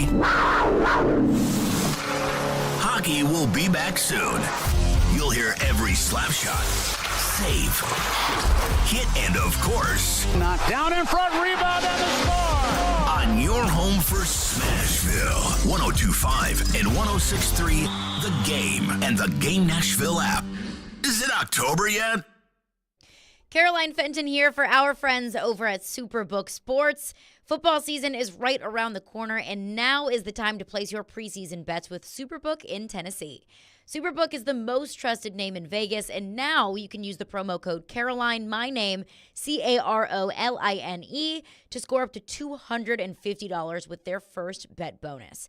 Win or lose, they'll match your first bet up to $250 with promo code Caroline. Will Tennessee win the division this year? Who is your pick for MVP, and which team will win it all in February? Don't sit on the sidelines. Win money this season with Superbook Sports. Simply download the Superbook Tennessee app or visit superbook.com to place your wager today. Football, a $250 first bet bonus, and the Caroline promo code will make you do your own touchdown dance this season with Superbook Sports. So visit superbook.com for terms and conditions. Gambling problem? Call 1-800-889-9789. Arthritis and rheumatic conditions are leading causes of disabilities among adults. Joint replacement could be the solution. The team at Houston Clinic Orthopedics approaches each case with a complete evaluation to see if surgery is right for you. Houston Clinic Orthopedics specializes in arthritis, hip, knee, and shoulder replacements, hip fractures, osteoarthritis of the hip, and joint pain. To experience world-class orthopedic care and see a list of all physicians, visit their website at tn.houston.com and book your appointment online today. Nashville's best deal of the week is Bavarian Beer House at Opry Mills. Bavarian Beer House, Nashville's only authentic German beer hall, is full of fun, food, music, and most importantly, beer. Enjoy traditional German bratwurst, schnitzel, giant pretzels, and more in an Oktoberfest-inspired space. Visit BeerHouseNashville.com for their live music schedule. Get a $50 gift card for half off right now at theGameNashville.com/deals while supplies last. Calling all Nashville Sounds baseball fans. You know that 312 Pizza Company in Germantown is the best place to be before or after a Sounds game, but this season, it gets even better. Stop by 312 Pizza Company before or after any Nashville Sounds home game with your day of ticket and get a free old-style beer. That's right, you get a free old-style beer from 312 Pizza just for watching Sounds baseball, only redeemable with purchase. See you at 312 Pizza Company all baseball season long. 312 Pizza Company, a proud sponsor of your Nashville Sounds. So you're in the middle of a kitchen update, and you can't tell if that's a faucet stem or a flange. With the Home Depot app, doing doesn't miss a beat. It'll find what you need in a snap, and it'll show you how to find it in store with a tap.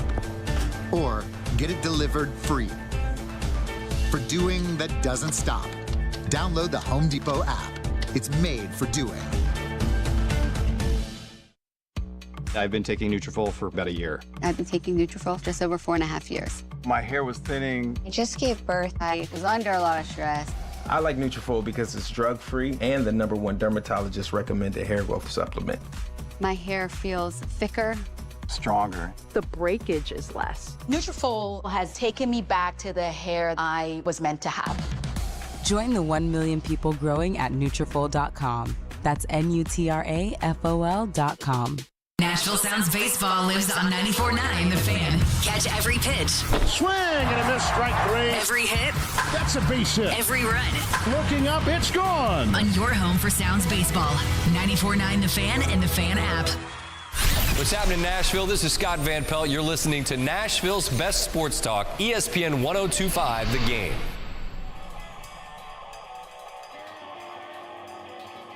106.3 The Game. Jonathan Hutton, Hot Mike with Hutton and Withrow, is with us now.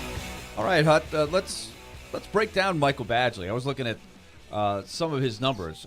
I had not, as they make the choice to go with an experienced kicker, every Titans fan, I'm sure, flashed back to their experience with Michael Badgley, the one performance where I was actually in the stands watching as a fan where he missed an extra point, he missed a field goal, and then he was done. He got booed out of the stadium, and he was gone. But by the end of that year, he had gone to Indianapolis, and he kicked pretty well. For whatever reason, they didn't keep him, and he kicked for 2 more teams last year.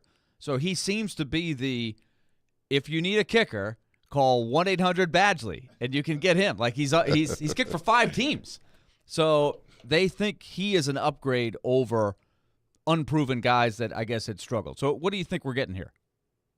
Well, just based on what Vrabel's saying, I mean, he's, this is back-to-back weeks where the kickoffs have not been great. And, he's viewing it as an upgrade on who they have, Willie, not maybe what they want to have. So get someone in the mix now and then see what's on the waiver wire come August 29th at the deadline for the cut-down day. Look, this is an issue for this team, as we well know.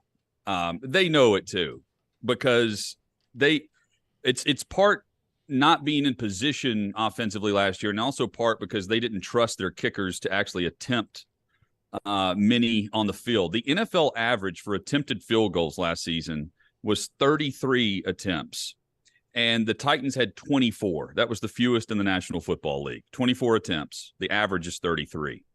You've got the games where Kansas City, Titans are up 17-9.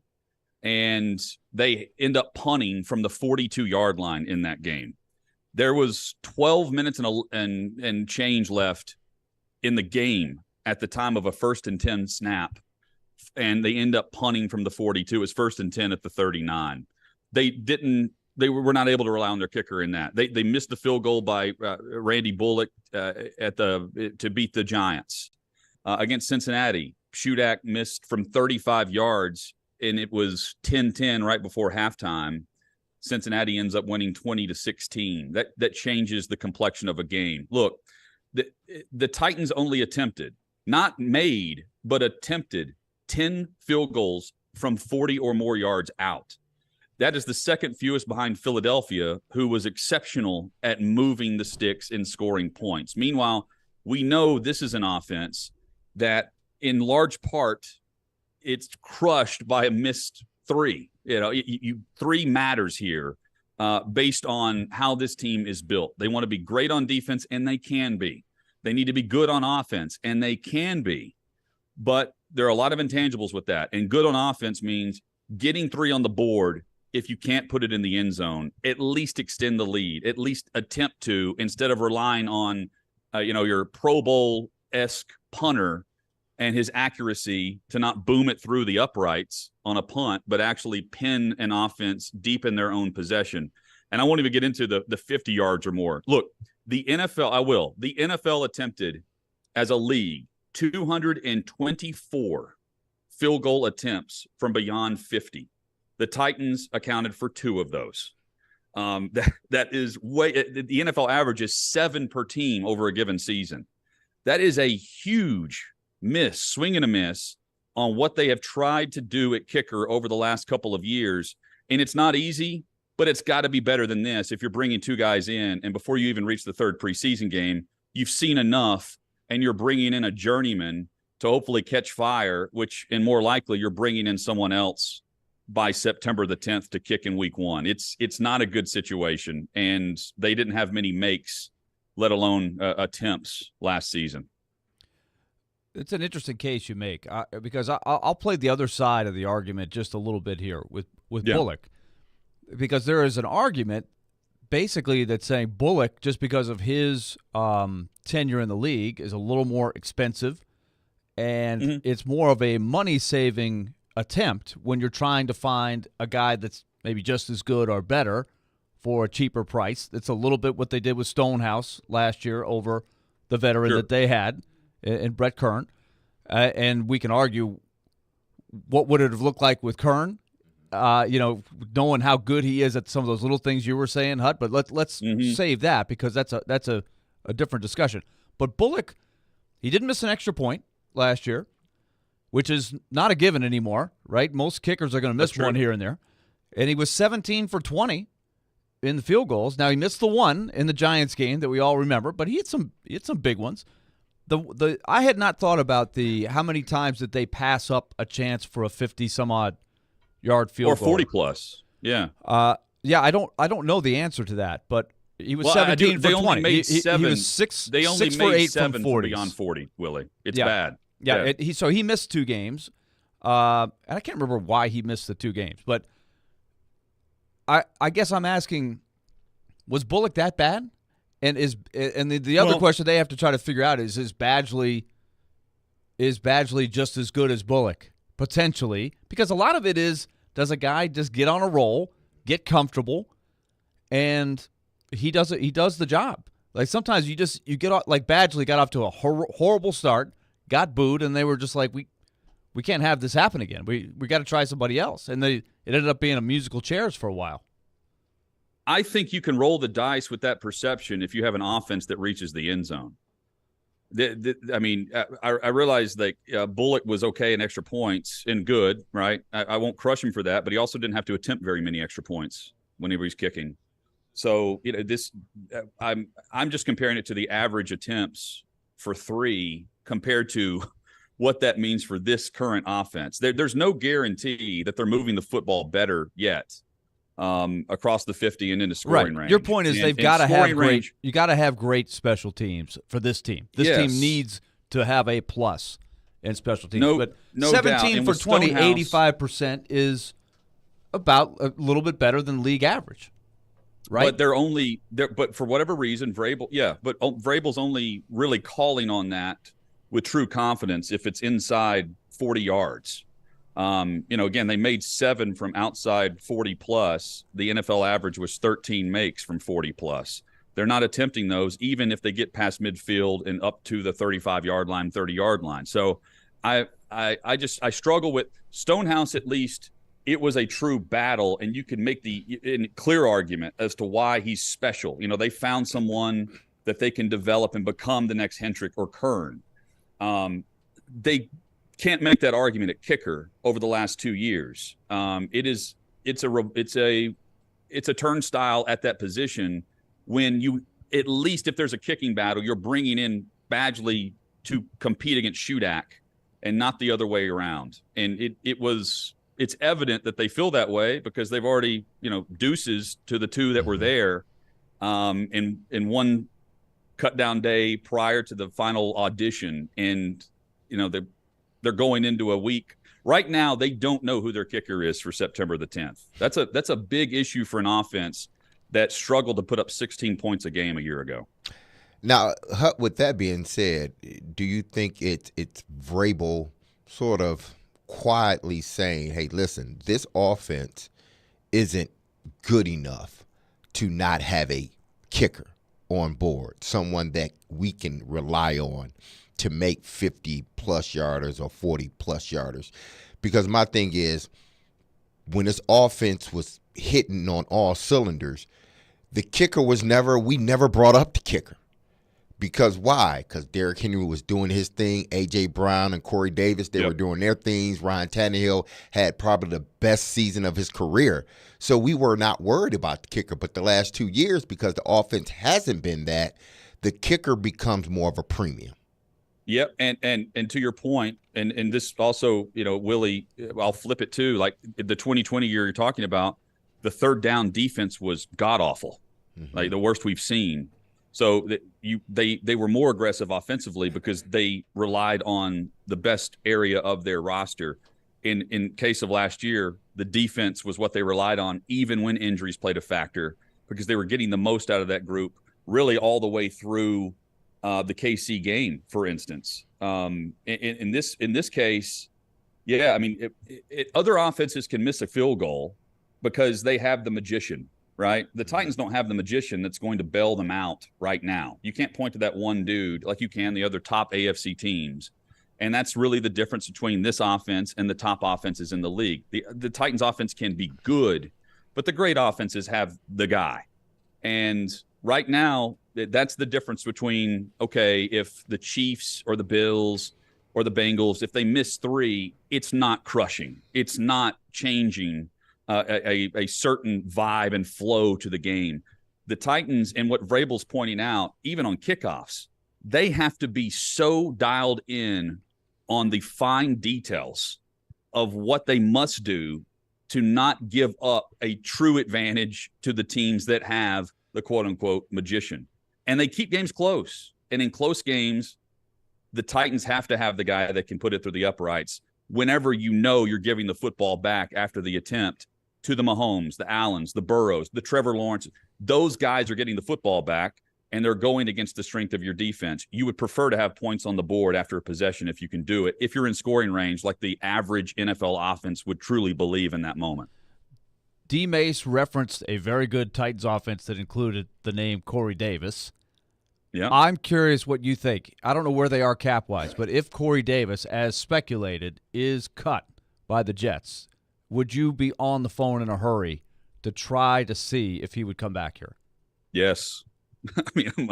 I mean, I don't know. I would have 3 phones available for all these wide receivers right now. A couple of burners, a real just keep them all going. I'd be like Schefter getting calls and making calls. Yeah, I mean, absolutely. Because, again, Corey Davis is exactly what this offense needs in terms of having a true number 2. Hopkins can be a 1 if Burks isn't there, but there's no number 2 that elevates, right? And I'm saying that based on what I know Hopkins has been and what they signed him to be. Hopkins can also be the 2 if Burks is the 1. but there's a significant drop off of the rest of the guys that play a key role around the top 2. And the question is, can they find a guy that can step in and be a 2 if needed? Robert Woods could not do that a year ago. And we've seen other examples of that with Julio Jones, for instance. I'm not saying that guy's available, but that guy is going to be more than just one piece on a certain down and distance or a certain package. And he's also probably going to be in the mix as a returner, given the injuries that they've already sustained and guys that we've seen in the preseason getting a snap at that.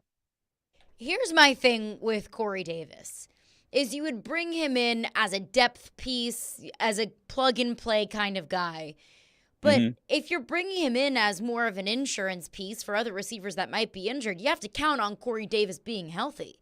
Can we count on Corey Davis to be healthy and available? Can we count on Traylon Burks to be that? No. Or DeAndre Hopkins? I mean, or this roster? No.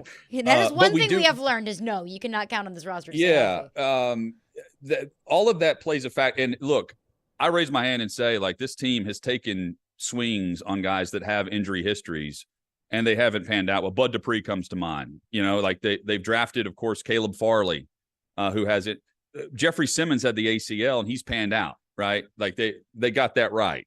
I'm thinking though, from what Willy's saying, of just, man, at this point, we went out and got Hopkins. Burks is already missing time. Now, Kyle Phillips is on the mend with the MCL. Where are we for what we were trying to be whenever we signed DeAndre Hopkins? Who can come in, who knows the organization, who knows kind of what we're doing, what we're about, and that knows Ryan Tannehill? I think that's also key in getting up to speed fast, because that's not what this offense has been in September over the last 2 years. They've been sluggish and slow against their season opening opponent. And this offense needs to come out and be more than just a 2-quarter group that's putting points on the board. At the very least, they need to rack up some time of possession in the second half. And at least in the case of the 2020 year, when we last saw Corey Davis and what he's paid on now, and he won't be paid on that in the future, maybe you can make a case for bringing him back to him and his representation, considering the role he'll play and how quickly he can plug and play based on expectations here versus anywhere else. Hutton, you are the very best. Appreciate your insight and always for being flexible with our schedule. We'll chat next week. No doubt. I'll always do that for you guys, especially when you're covering the pressers and what is a busy time of year. Always enjoy this and have a great rest of the week. Awesome. Thanks, Hutton. Busy time of the year, but the best time of the year. We'll get into your thoughts coming up next. 615-737-1025 is our phone number. Caroline, Willy, D-Mase. Hey, your favorite game, Silly Underdog Picks, is back. Make your picks today at thegamenashville.com or the 1025 The Game app. As week 0 of college football kicks off this weekend, we are back, baby. Silly Underdog Picks is presented by Volunteer Hose and Gasket and Superbook Sports. Every Wednesday at 8:30. Join Robbie and Rex Road for The Choice is Yours. 2 sports questions, 2 non-sports questions. They'll answer a couple of questions about life and sports. The Choice is Yours is built by Jarrett Companies. You have a choice. So when you have a need for site and utility work, fire protection, concrete and asphalt services, the choice is simple. It's Jarrett Companies. For more, visit JarrettCompaniesInc.com. The Choice is Yours. Wednesdays at 8:30 on 1025 and 1063 The Game and the Game Nashville app. We buy any car. Selling your car by yourself can lead to some strange encounters. So how many bodies does this car hold? Bodies? It's a 5-passenger car. Right. Passengers. Don't deal with selling it yourself. Come to WeBuyAnyCar.com instead. It's easy. You get in, get out, and get paid at a fair price. I sell mannequins. Oh, what'd you think? Nothing. Nothing at all. Get your free online valuation now at WeBuyAnyCar.com. Folks, I went into the PhD weight loss program with a goal of losing 38 pounds, lost 39. And, I might take it to 40, but the thing I know is that I'm going to keep the weight off. Hey, it's Joe Rexler here. I want to tell you about PhD. It's a great plan for losing weight, great plan for maintenance. The food items are delicious. They give you up to 85% of your food. There's no pills. There's no gimmicks. And it feels sustainable, right? That's a huge thing for people who want to lose weight. Can you keep it off? Can you keep going with it? Everyone has a plateau. Every program has one. You kind of get to a certain point. you lose interest, you move on to something else. This program busts the plateau. It's constant care. It's a program that's tweaked for you. You're coached weekly, and my coach Rachel was fantastic, motivating me, telling me what's going on with my body, and changing the program as I needed it to change to make it perfect for me. It's simple and easy, and there's a guarantee. If you don't get within 5 pounds of your target weight at the end of your program, PhD will continue to coach you for free until you do. Join me now. You won't regret it. Visit myphdweightloss.com. Trust your pets with Coddle Vet Clinic in East Nashville in the heart of Inglewood for compassionate care and your fur baby's optimal health.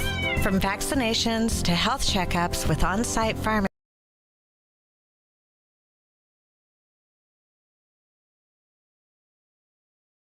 Visit CoddleVetClinic.com to learn more. We know you love your pet.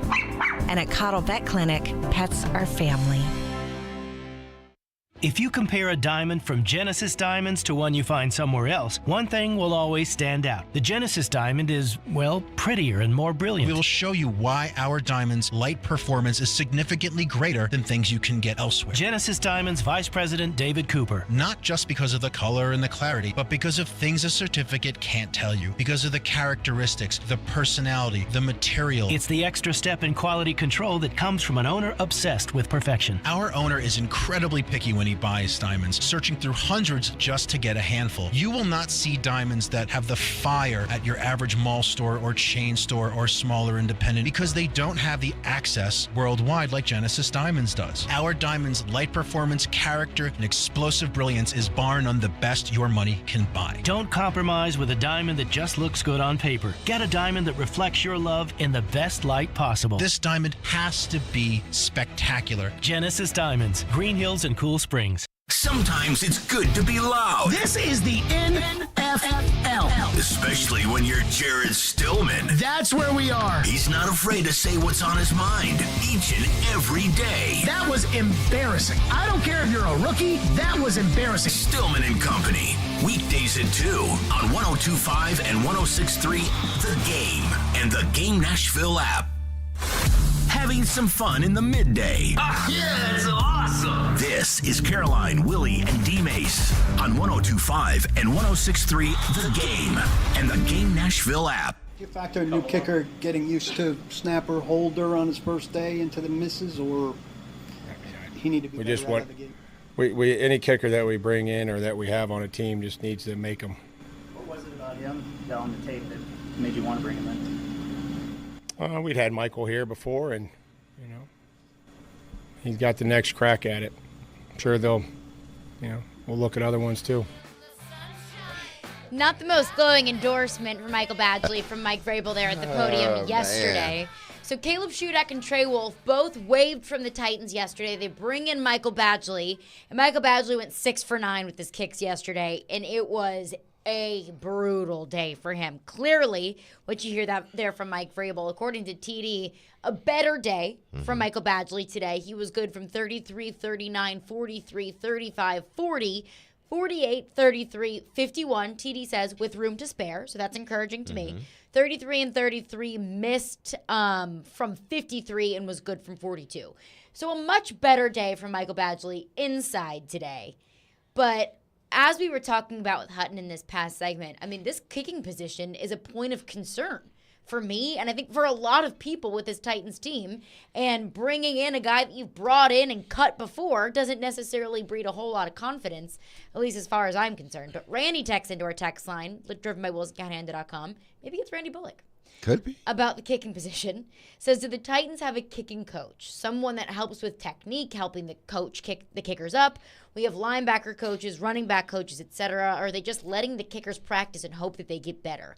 They shouldn't have to be releasing 2 kickers if they had somebody that could at least coach one of them up over a 6-week period, not including OTAs. I think we're overthinking this when you were going with that. Mike Vrabel said it. Hal Gill's fun. When I hit him with a bunch of analytic stats, he comes back with, my stat is, I have to think of the letters here, GID, get it donetivity.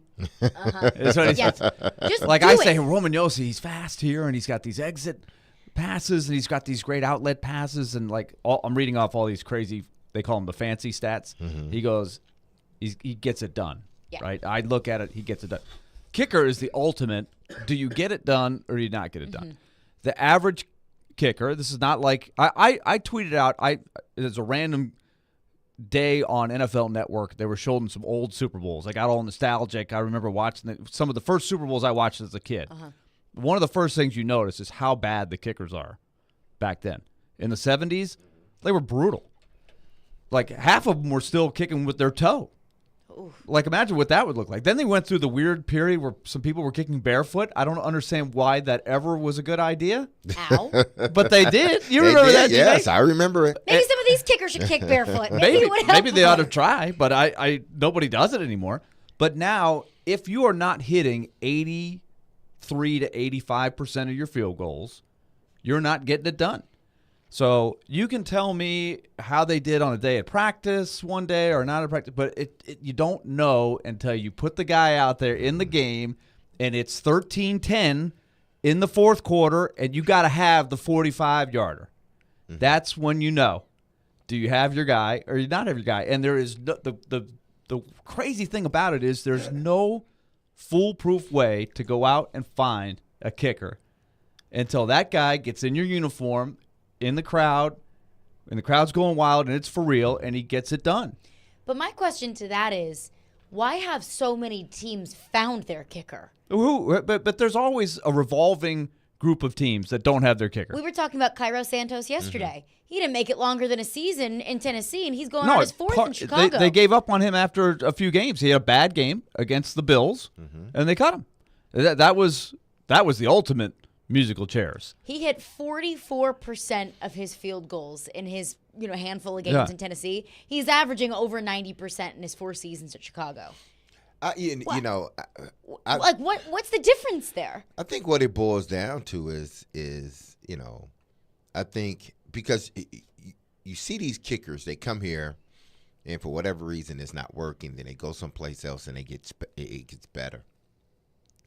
To me, what I'm starting to see is everyone's playing tight in a sense, all these kickers, because they understand if I miss a field goal, that may be it. Hell, Vrabel just said it.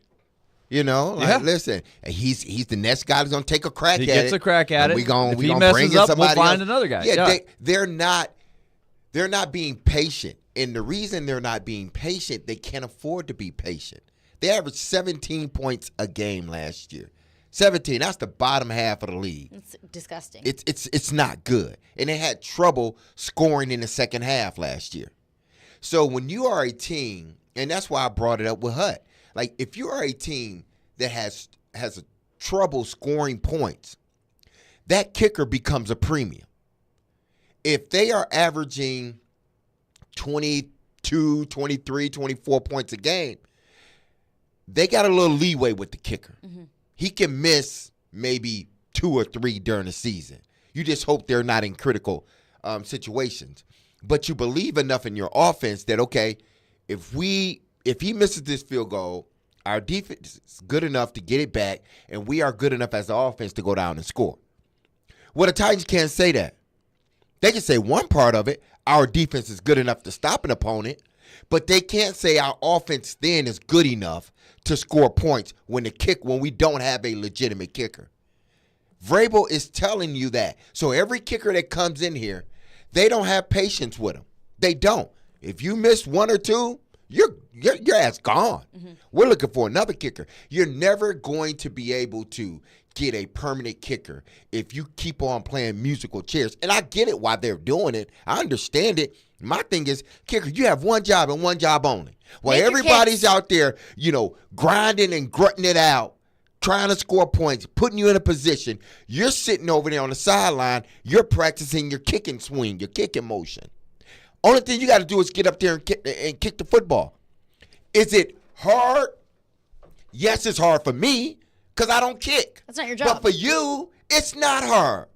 It's hard for you to play receiver, but it's not hard for me to play receiver. But they're held to a higher standard now because they're almost their own worst enemy because they are expected to basically make every kick, and nobody makes every kick.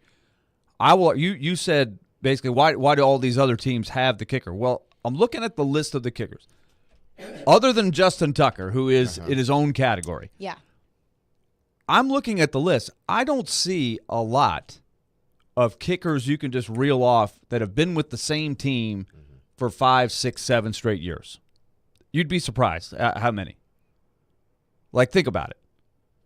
I mean, go down the list. Well, one of the guys who had a great year last year, Eddie Pinheiro.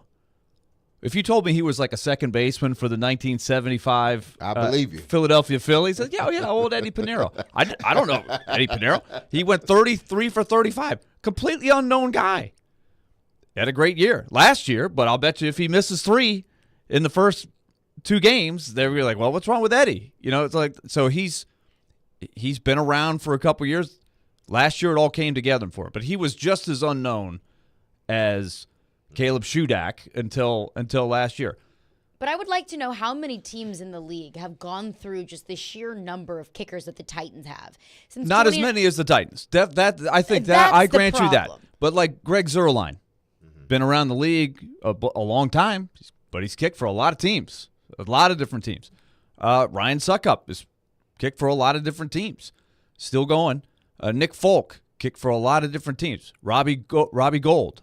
Been around for a long time, but these guys. My point is, these guys bounce around, and that's the nature of the position. That is the nature of the position, right? But just the sheer number of kickers that the Titans have gone through since Mike Vrabel has been named the head coach. I mean, you start Ryan Suckup, Cody Parkey, Greg Joseph, Cairo Santos, Sam Sloman, Steven Gostkowski, Michael Badgley, Randy Bullock, Josh Lambo, Caleb Shudak, Sam Ficken, Trey Wolf. That's it's embarrassing. 12. That's it's 12 It's embarrassing. kickers. It's embarrassing. That's unacceptable. Where is Ficken? I think he's hurt. Yeah, because that was big. Where is Bullock?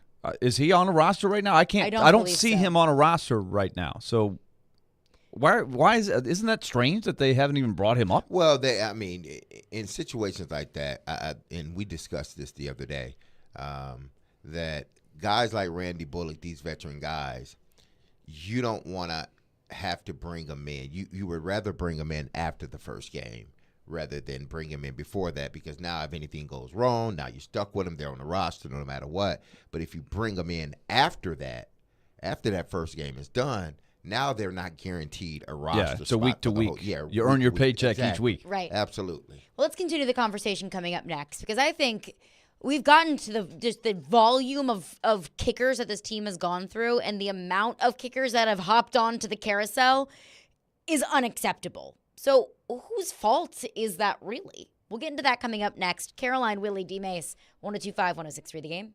ElectronicExpress.com. We make it happen. Are you drowning in credit card debt? Want to get cash out of your home's equity? Loan Pronto can do it now in less than a week. Hey, Willy Donick here. That's right. Loan Pronto's Equity Express line of credit just got even faster. You can get $50,000, $100,000, even $200,000 in as little as 5 days. You don't even have to touch your primary mortgage. You can keep that 3% rate intact. Get just the money you need and pay off all those credit cards or get that home improvement project started. With this revolutionary program, you can access up to 90% of your home's value, and in most cases, there's no appraisal. Stop paying insane interest rates to the credit card companies and get tens or even hundreds of thousands of dollars in cash in as little as 5 days. Call Loan Pronto now for the even faster Equity Express line. 615-499-5780. That's 615-499-5780, or go to loanpronto.com. 615-499-5780. Equal housing lender, NMLS 166-1781, subject to lender approval. If you're hiring, it can feel like you're trying to find a needle in a haystack. You can hope the right person comes along, or you can just use ZipRecruiter. And now you can try it for free at ZipRecruiter.com/radio. In fact, ZipRecruiter has helped a lot of business owners find their needle in a haystack, like Marco, president of operations at Telly Tires and Auto Centers. Because Telly Tires has grown a lot in the last few years, Marco needed to hire everyone from a receptionist to a store manager to a head mechanic. ZipRecruiter helps me find all the right people, even the most difficult jobs to fill. ZipRecruiter helps me keep my business running. Take it from Marco and millions of other businesses who've used ZipRecruiter. ZipRecruiter can help you find the needle in the haystack. See why 4 out of 5 employers who post a job on ZipRecruiter get a quality candidate within the first day. And right now, you can try ZipRecruiter for free. That's right, free at ZipRecruiter.com/radio. That's ZipRecruiter.com/RADIO. ZipRecruiter.com/radio. ZipRecruiter, the smartest way to hire. Live from the Hiller Plumbing, Heating, Cooling, and Electrical Studios. WPRT FM Pegram, WPUC HD2 Laverne. Ross Chastain will be first to finish in the Ally 500 at Nashville Super Speedway. Nashville's exclusive home for NASCAR. 102.5 and 106.3. Checkered flag is in the air. Man, this is a win in the cup race. The Game. A Cromwell media station. Covering your teams and the news of the day. Ladies and gentlemen. This is Caroline, Willy, and D-Mace. Who is pleasant to listen to. With Caroline Fenton, Willy Donick, and former NFL wide receiver Derek Mason. You are hands down my favorite radio personalities of all time. On 102.5 and 106.3, The Game and the Game Nashville app. With no further ado, Caroline, Willy, D-Mase, 102.5, 106.3, The Game and the Game Nashville app. We're live from the Hiller Plumbing, Heating, Cooling, and Electrical Game Studios, and we are streaming live from Twitch, Twitter, YouTube, and Facebook Live every single day.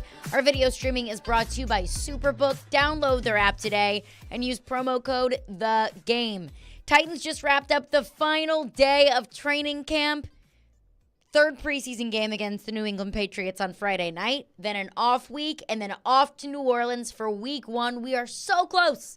We are so close to real-life football that matters, and I'm pumped for it. But what I'm not very pumped about, what I'm not excited about, is the fact that the Titans are yet again back on the kicking carousel, and we've broken it down.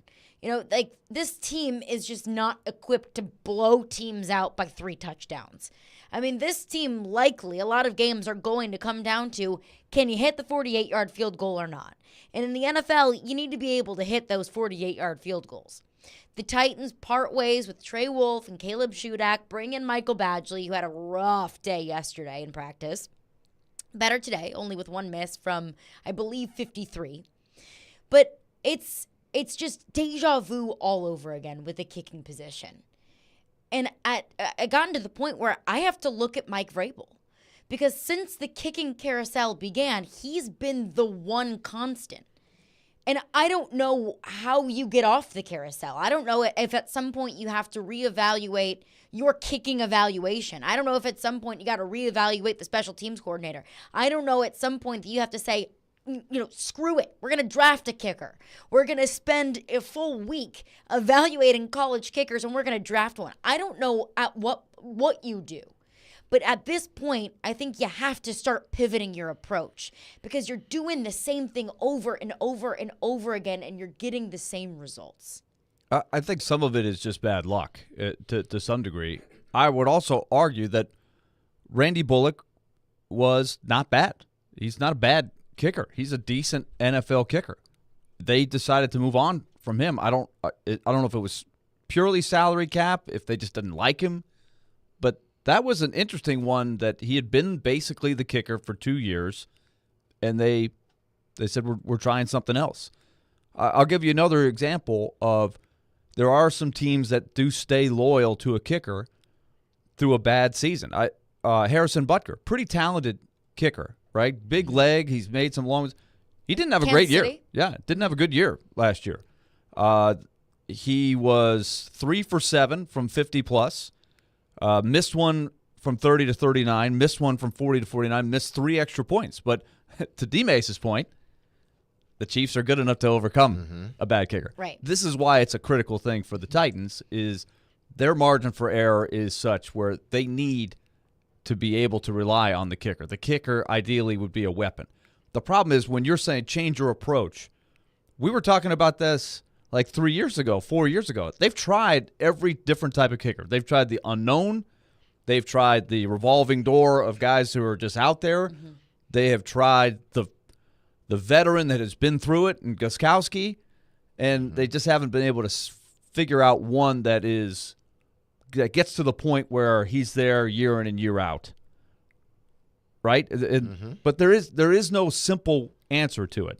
And so I do think to a degree, it's luck. It's not how you coach the kicker. I don't think it's got nothing to do with it at all. It's just, do you happen to find the guy that ends up getting in a groove and getting the confidence of himself and gaining the confidence of everybody on the team? Because even though Butker struggled, he was established enough that the team trusts Butker, right? Even though he missed more kicks than most kickers last year. Right.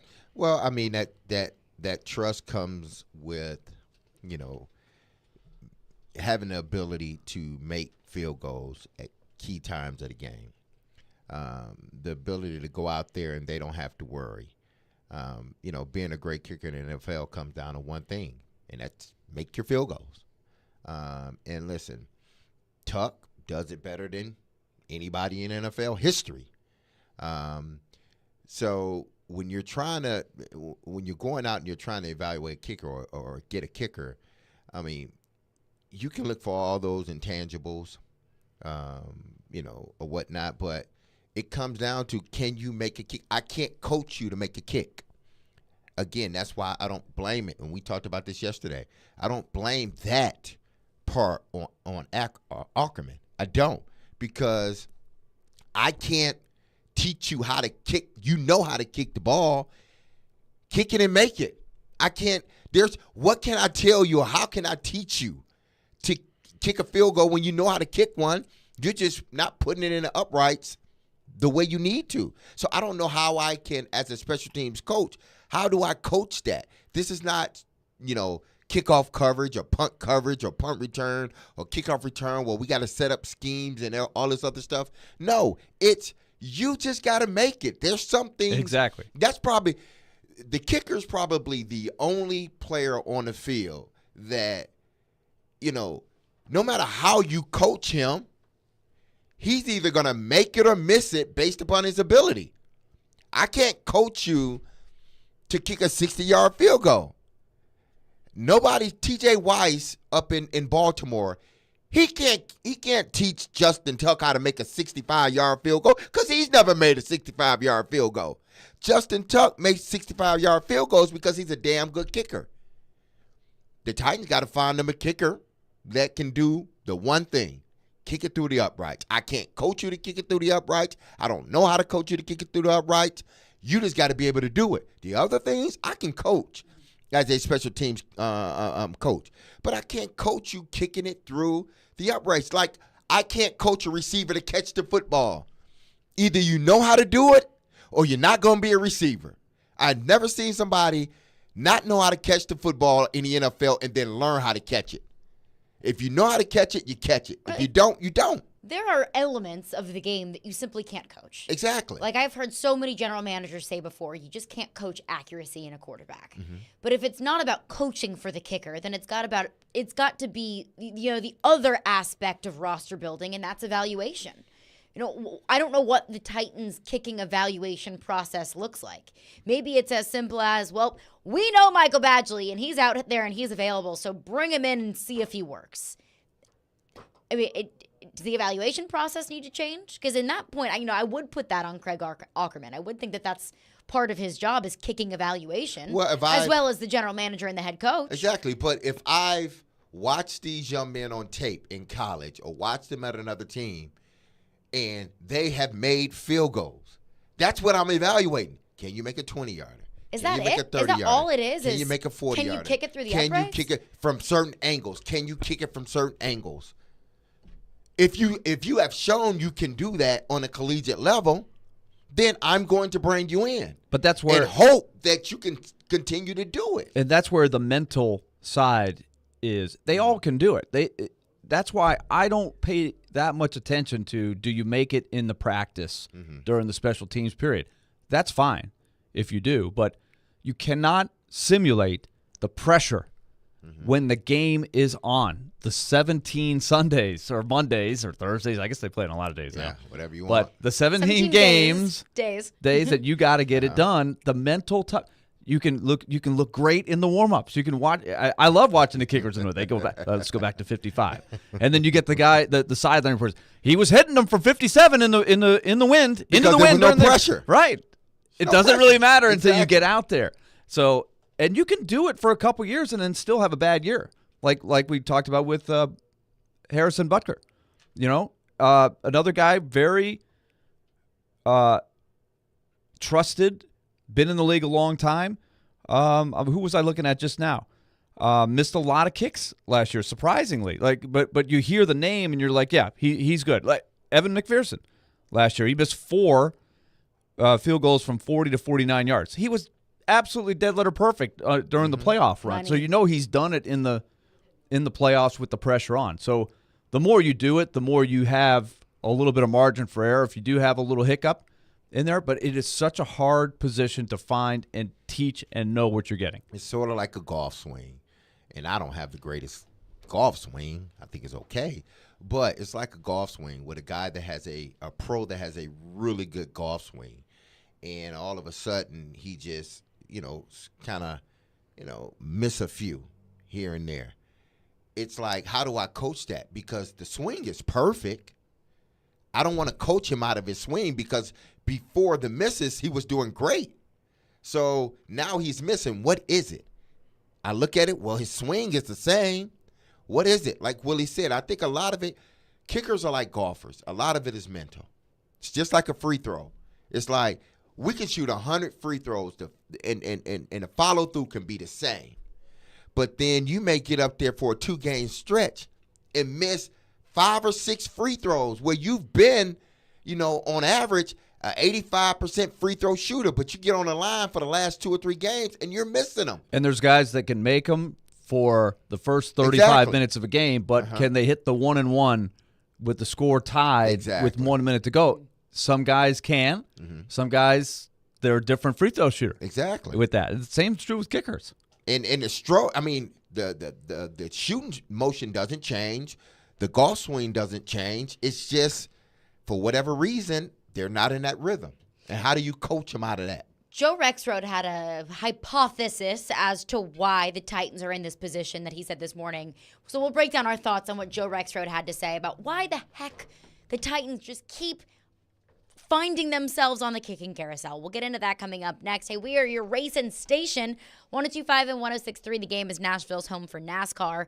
Tune in this Saturday for the Coke Zero Sugar 400 at Daytona, beginning at 7 p.m. NASCAR on 102.5 and 106.3. The Game is presented by O'Charlie's. Plays. And we are done. Vandy 24-21. All the big stories. I'm sure Vandy will be a much better team if Clark Lee is the coach. All in one place. We are Nashville's best sports talk. 102.5 and 106.3. What a stop by UC Sarah. Then he wouldn't end up on my team. Driving his way to victory lane. I think that's the right strategy. The Game and the Game Nashville app. Hey, it's Joe Rexrode here for FanDuel Sportsbook. Folks, football season is on the way. FanDuel giving you the chance to win all season long because right now, if you bet on a Super Bowl winner, you can get bonus bets every time they win in the regular season. You pick a team to win the Super Bowl.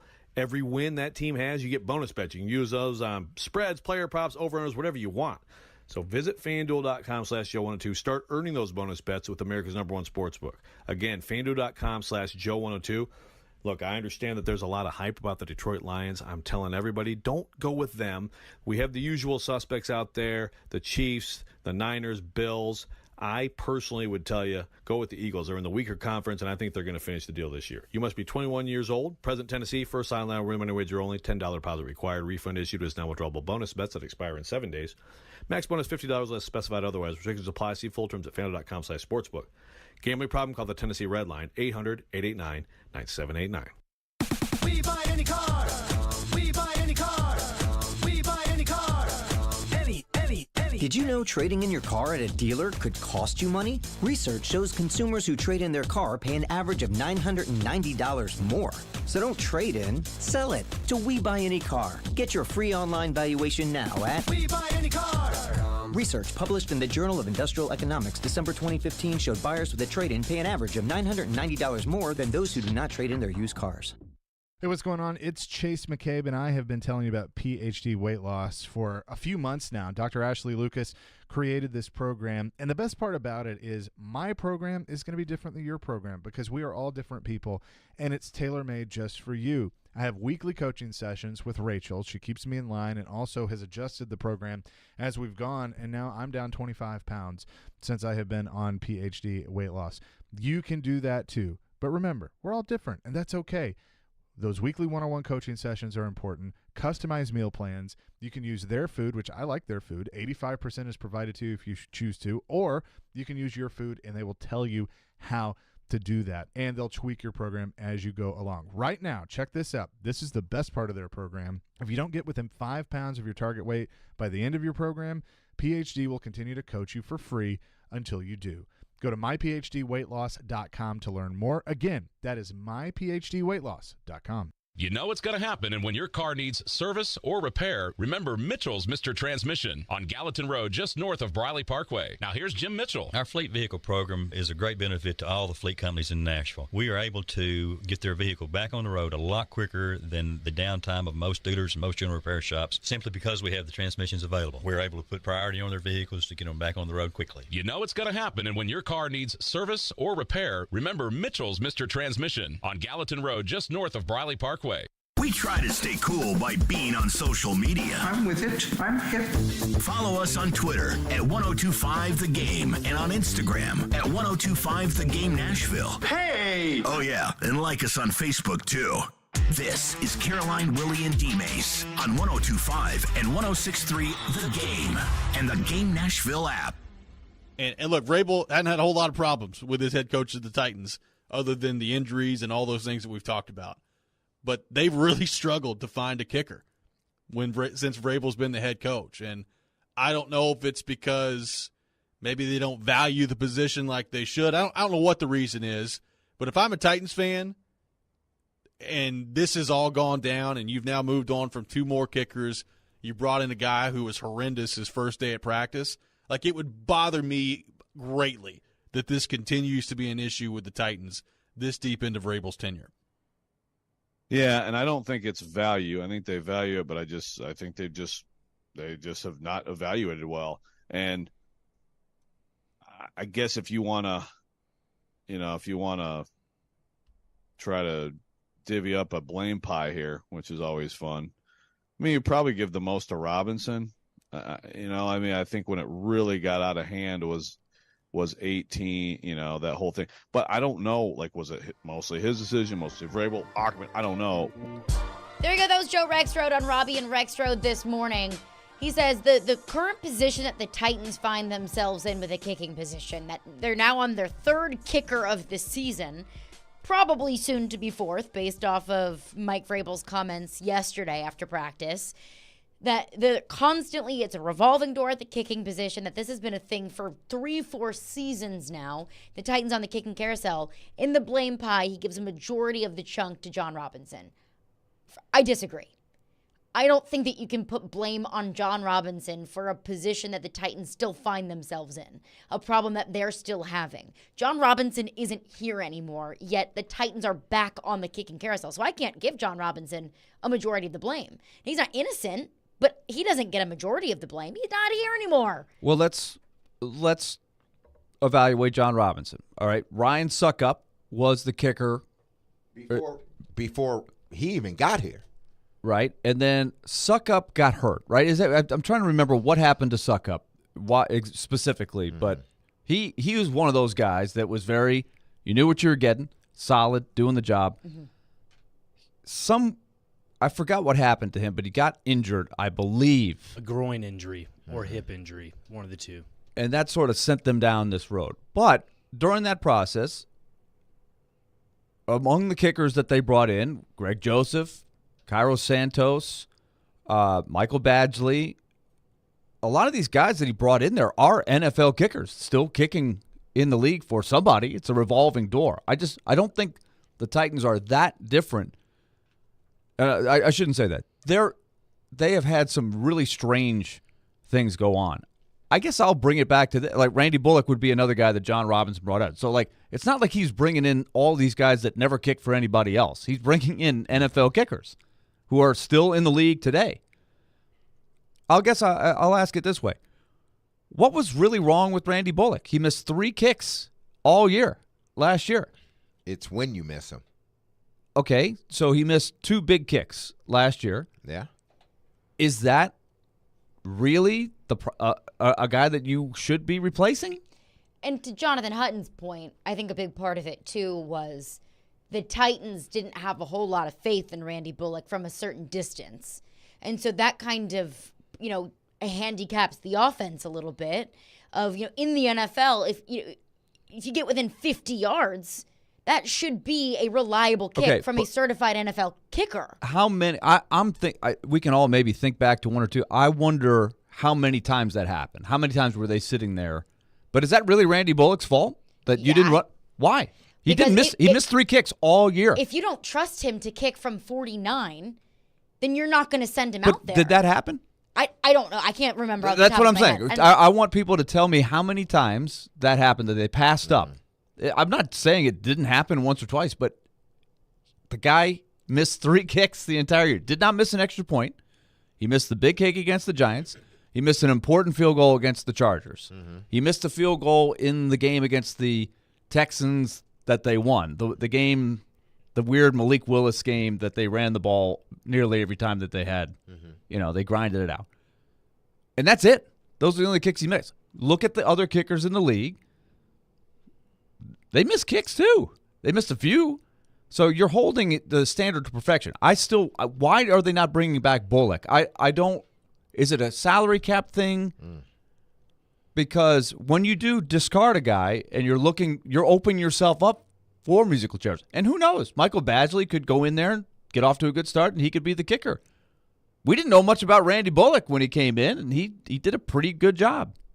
Well, I'm just, I look at this situation, and you don't know why these kickers, when they do come here. Now, after Barones, yes, they brought in Suckup, and from 14 to 18, he was pretty good. I mean, ADC made 86% of his field goals. 94% of his PATs. You would like that to be 100. But in 19, I think that's when he ended up getting hurt because he didn't have many field goals. He was 1 for 6 in field goals. But then 20, he came back with Tampa, and he made 90% of his field goals, 91% of his PATs. So my thing is, well, why did you feel the need to get rid of him after the 90 season? Was it because of the injury? Because he came back, and he was a better kicker in 20 than he was throughout his tenure here in Nashville, even though he was a good kicker, here in Nashville. So I think what it is, because for some reason when they're here, they're not doing as well. Or if they are doing well and they miss 1 or 2 here and there, you're gone. And then they go someplace else, and it works out well for them. And I think part of that is nature of the position of, you mentioned holding them to a standard of perfection. I think you almost have to get there with a kicker because that's their job, is to kick those field goals. And I know that Randy Bullock only missed 3, but 2 of them cost them games. But look at the other kickers. The Titans other kickers attempted the same thing. Fewest field goals in the NFL this past season. 32nd in field goal attempts per game in the NFL. But that's not the kicker. That's the offense. It could that's be Todd the kicker. Downing. It could why? be the kicker. That's not the kicker. Maybe a handful of times where they could have tried a long one and chose to punt. But that's not the kicker. If the kicker is asked to go kick when he's asked to kick, you can't say we have a kicker that we don't want to kick. The kicker might not be asked to kick if the team doesn't trust the kicker to kick. He missed 3 kicks the whole year. How could he lose that much trust? He missed one of the big kicks in the first game. He came back the next several games. He had the job the whole year. And I don't think that the standard for trust is that wide with the kicker. Yeah, when you're asked to kick to make those kicks in a game-winning situation, you got to make those kicks. Okay, Nick, you've uncovered a couple pieces of info here for reference. Okay, so Suckup, you asked the question, why did they get rid of Suckup? He had a pretty significant knee injury. Correct. That 2019, and he missed really the whole year that year, right? Yeah. And then they had moved on. I guess he signed with somebody else. Tampa Bay, Tampa. He ended up being a 90% kicker. Yeah. Right. So I don't remember the full history. I don't know that he was available to bring back. Maybe they could have. Maybe they thought he was done, and obviously he's still going today. He was not a guy that you could ask to kick 50-yarders. He was always been more accurate, very accurate from 48 and in or whatever. But Bullock also a very important factor with the salary cap, which is real. He's a veteran. He's a veteran that earned what did you say, Nick? Overthecap.com has Bullock's salary 2.3.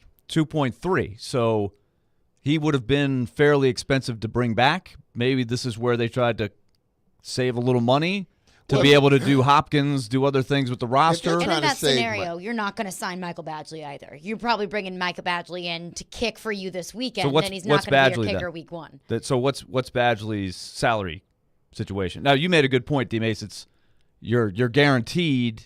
Yeah, once if you on the roster at the start of the season, they got you got to pay. They got to pay you. But if they get you after, I think that first game, somewhere around there, then it's week to week. But my thing is, you get what you pay for. If you want to be cheap and go get a kicker for cheap, then you're going to get some cheap-ass kicks. And I don't even know. That's what you're going to get. I don't even know if it's about being cheap. I hope it's not, because in this day and age, you got to have a kicker. If Bullock is sitting there after the area that they have to guarantee a certain amount of money, do you think he will be the kicker here? Do you think they would bring him back? I think they might. Deja vu all over again. If you keep going back to the same guys. He missed 3 kicks all year. But they didn't go back to him for a reason. Money. That's my argument. That's my theory. Maybe anyway. it's money. Maybe it is money. But if you bring Randy Bullock back, you're going to get what you got with Randy Bullock this past year. And he was good. That's my point. He was a good kicker. And he was your kicker the year before. Made a lot of big kicks. Numbers were pretty good. 120 points, 84% field goals, 26 for 31. Pretty solid. That's a solid. I mean, again, the Titans are in a situation where they're trying to go. It seems like they want perfection at that position because they sort of failed at finding a kicker for whatever reason, whether they didn't give a guy enough of a chance or the guy just, wet his pants. I don't know. But, they are striving for perfection now. Because fans are starting to notice now that they do not have a kicker.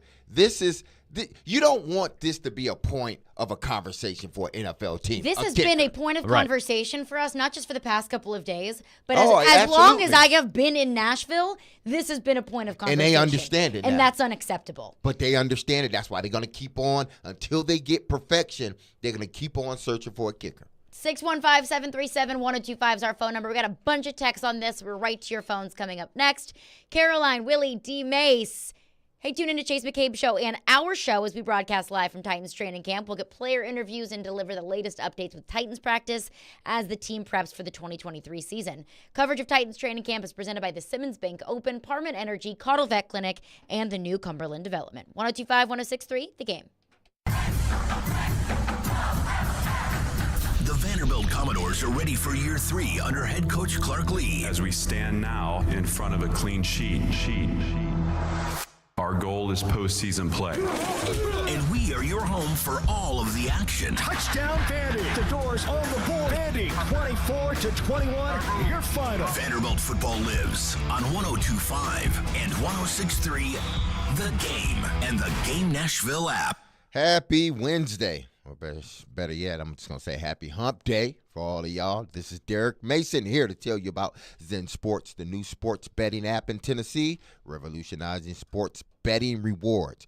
What if I told you that you are wasting your time and money betting on any sports book that's not Zen Sports? Zen Sports offer real cash rewards for those lucky enough to be in Tennessee, and that means no funny money, points, or credit. For a welcome bonus, earn 5% cash back on every bet you place for your first 15 days with the code D-Mase, and that's unlimited 5% back on your bets with the code D-Mason. That's D-M-A-S-O-N. And earn up to 3% cash back on your bets after that with Zen Sports loyalty program. So make the switch today and start betting on Zen Sports. Your wallet and or purse will thank you later. Gambling problems, call 1-800-889-9789. Terms and conditions apply. Must be 21 years or older to bet in Tennessee. Zen Sports, where betting just got better.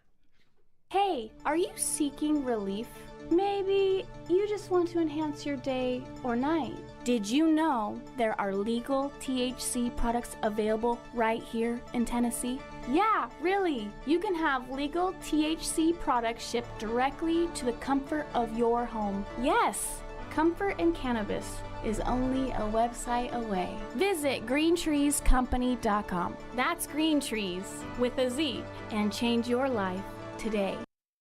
It's time to celebrate this fall and unleash the beast. Monster Brewing proudly presents to you Beast Unleashed. 0 caffeine, 0 sugar, all the adult beverage fun.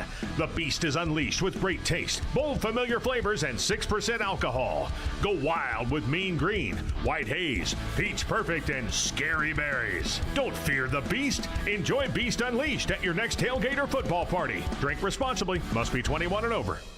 Calling all Nashville Sounds baseball fans. You know that 312 Pizza Company in Germantown is the best place to be before or after a Sounds game, but this season, it gets even better. Stop by 312 Pizza Company before or after any Nashville Sounds home game with your day of ticket and get a free old style beer. That's right, you get a free old style beer from 312 Pizza just for watching Sounds baseball. Only redeemable with purchase. See you at 312 Pizza Company all baseball season long. 312 Pizza Company, a proud sponsor of your Nashville Sounds. Real estate investors, get ready for an incredible opportunity. D&M Development is thrilled to announce the Phase 1 presale of 16 non-owner occupied short-term rentals in Nashville's exclusive resort-style community, the New Cumberland. Nestled between Germantown and East Nashville, this exceptional location offers stunning views of the city and the Cumberland River. Each unit features spacious kitchen, 4 bedrooms, and 4 baths, providing the ultimate luxury experience for your guests. Resort-style pools and a wide range of amenities. Don't miss out on this exclusive investment chance. Visit thenewcumberland.com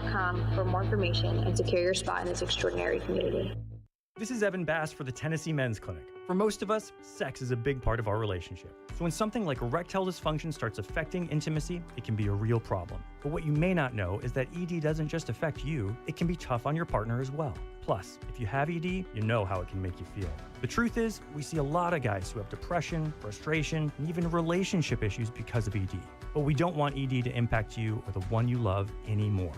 The Tennessee Men's Clinic tackles ED.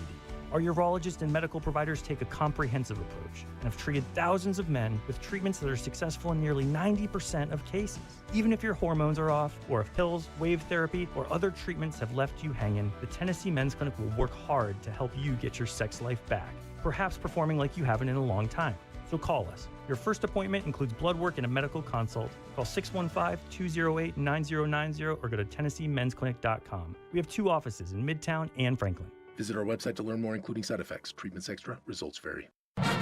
Blue Raider fans, your home for all the MTSU football and men's basketball action is on 93.3 Classic Hits and 95.1 Classic Hits in the borough. Catch the action all season long with Chip Walters on the call. Go Blue Raiders! 94.9 The Fan is your home for Hit City. Tonight, your Nashville Sounds continue their 6-game series at Gwinnett. Gloves, grabs, guns, gets them, and the Sounds win again. Pre-game at 5:50. Nashville Sounds baseball on 94.9 The Fan and the Fan app.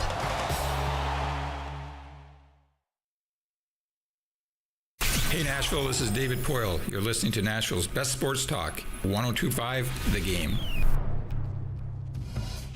Hey, this week's Nashville's best deal of the week is for Bavarian Beer House at Opry Mills. Bavarian Beer House, Nashville's only authentic German beer hall, is a place full of fun, food, music, and most importantly, beer. So enjoy traditional German bratwurst, schnitzel, giant pretzels, and more. Go to theGameNashville.com/deals now to get a $50 gift card for $25 to Bavarian Beer House while supplies last. The text line is poppin'. So unless we have a thought, let's go. Let's go to the phones. Phone lines are driven by WilsonCountyHonda.com. 615-737-1025 is the number if you have a thought. Thomas in Nashville texts in, says, I place the blame on the special teams coach and the lack of a kicking coach. I think I have to blame it on the evaluation of the kickers, and that falls on the special teams coach, that falls on Mike Vrabel, and that falls on whoever else is doing the evaluations of the kickers. Because there's got to be a reason that the Titans have gone through 12-plus kickers in the last 4 years, and they're on their third so far of training camp. Soon, we think, to be fourth. Yeah, everybody, they must take a part of the blame. You can't sit here and blame it on just one particular person. You got to blame it on, if you want to do that, you got to blame it on everybody that evaluates it. My thing is, blame it on the guy who's actually kicking the footballs. Don't blame it on Ackerman or anybody else. I evaluated this guy. He made the field goals that I wanted to see from different angles. But for whatever reason, we get him here, put him in a game, it goes left. I don't know why. I will stay consistent with my theory. I don't think it has anything to do with coaching. It's just like when they fire the hitting coach for a baseball team that goes into a slump. It's the hitting coach doesn't have a whole lot to do at the end of the day with the success. You can try. They can maybe help a little bit with confidence up, but at the end of the day, it's especially with field goals. Hitting's a whole another thing, but because there's others, the pitchers have something to do with it. But the field goals, they're pretty good these days. Unless you're saying the snap is bad, the hold is bad, it's up to those kickers to get it done. It's a little bit of luck. Like you're saying then that automatically the Ravens just have the greatest kicking coach of all time. That's why Tucker is that good? No, it's because Tucker is a great kicker. But I don't think that you can place it on luck when it's now been a 4-year thing.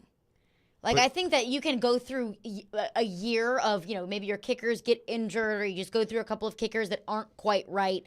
To a certain point, though, the luck has to run out. It has to no longer be about luck, and it has to be about something else within the building. But I would go back to this The process point. is flawed. They had Randy Bullock for 2 years. He missed 2 games for injury last year. But I would say they had a pretty decent performance from Randy Bullock, and they have chosen for salary cap purposes and whatever else is out there to try to move on.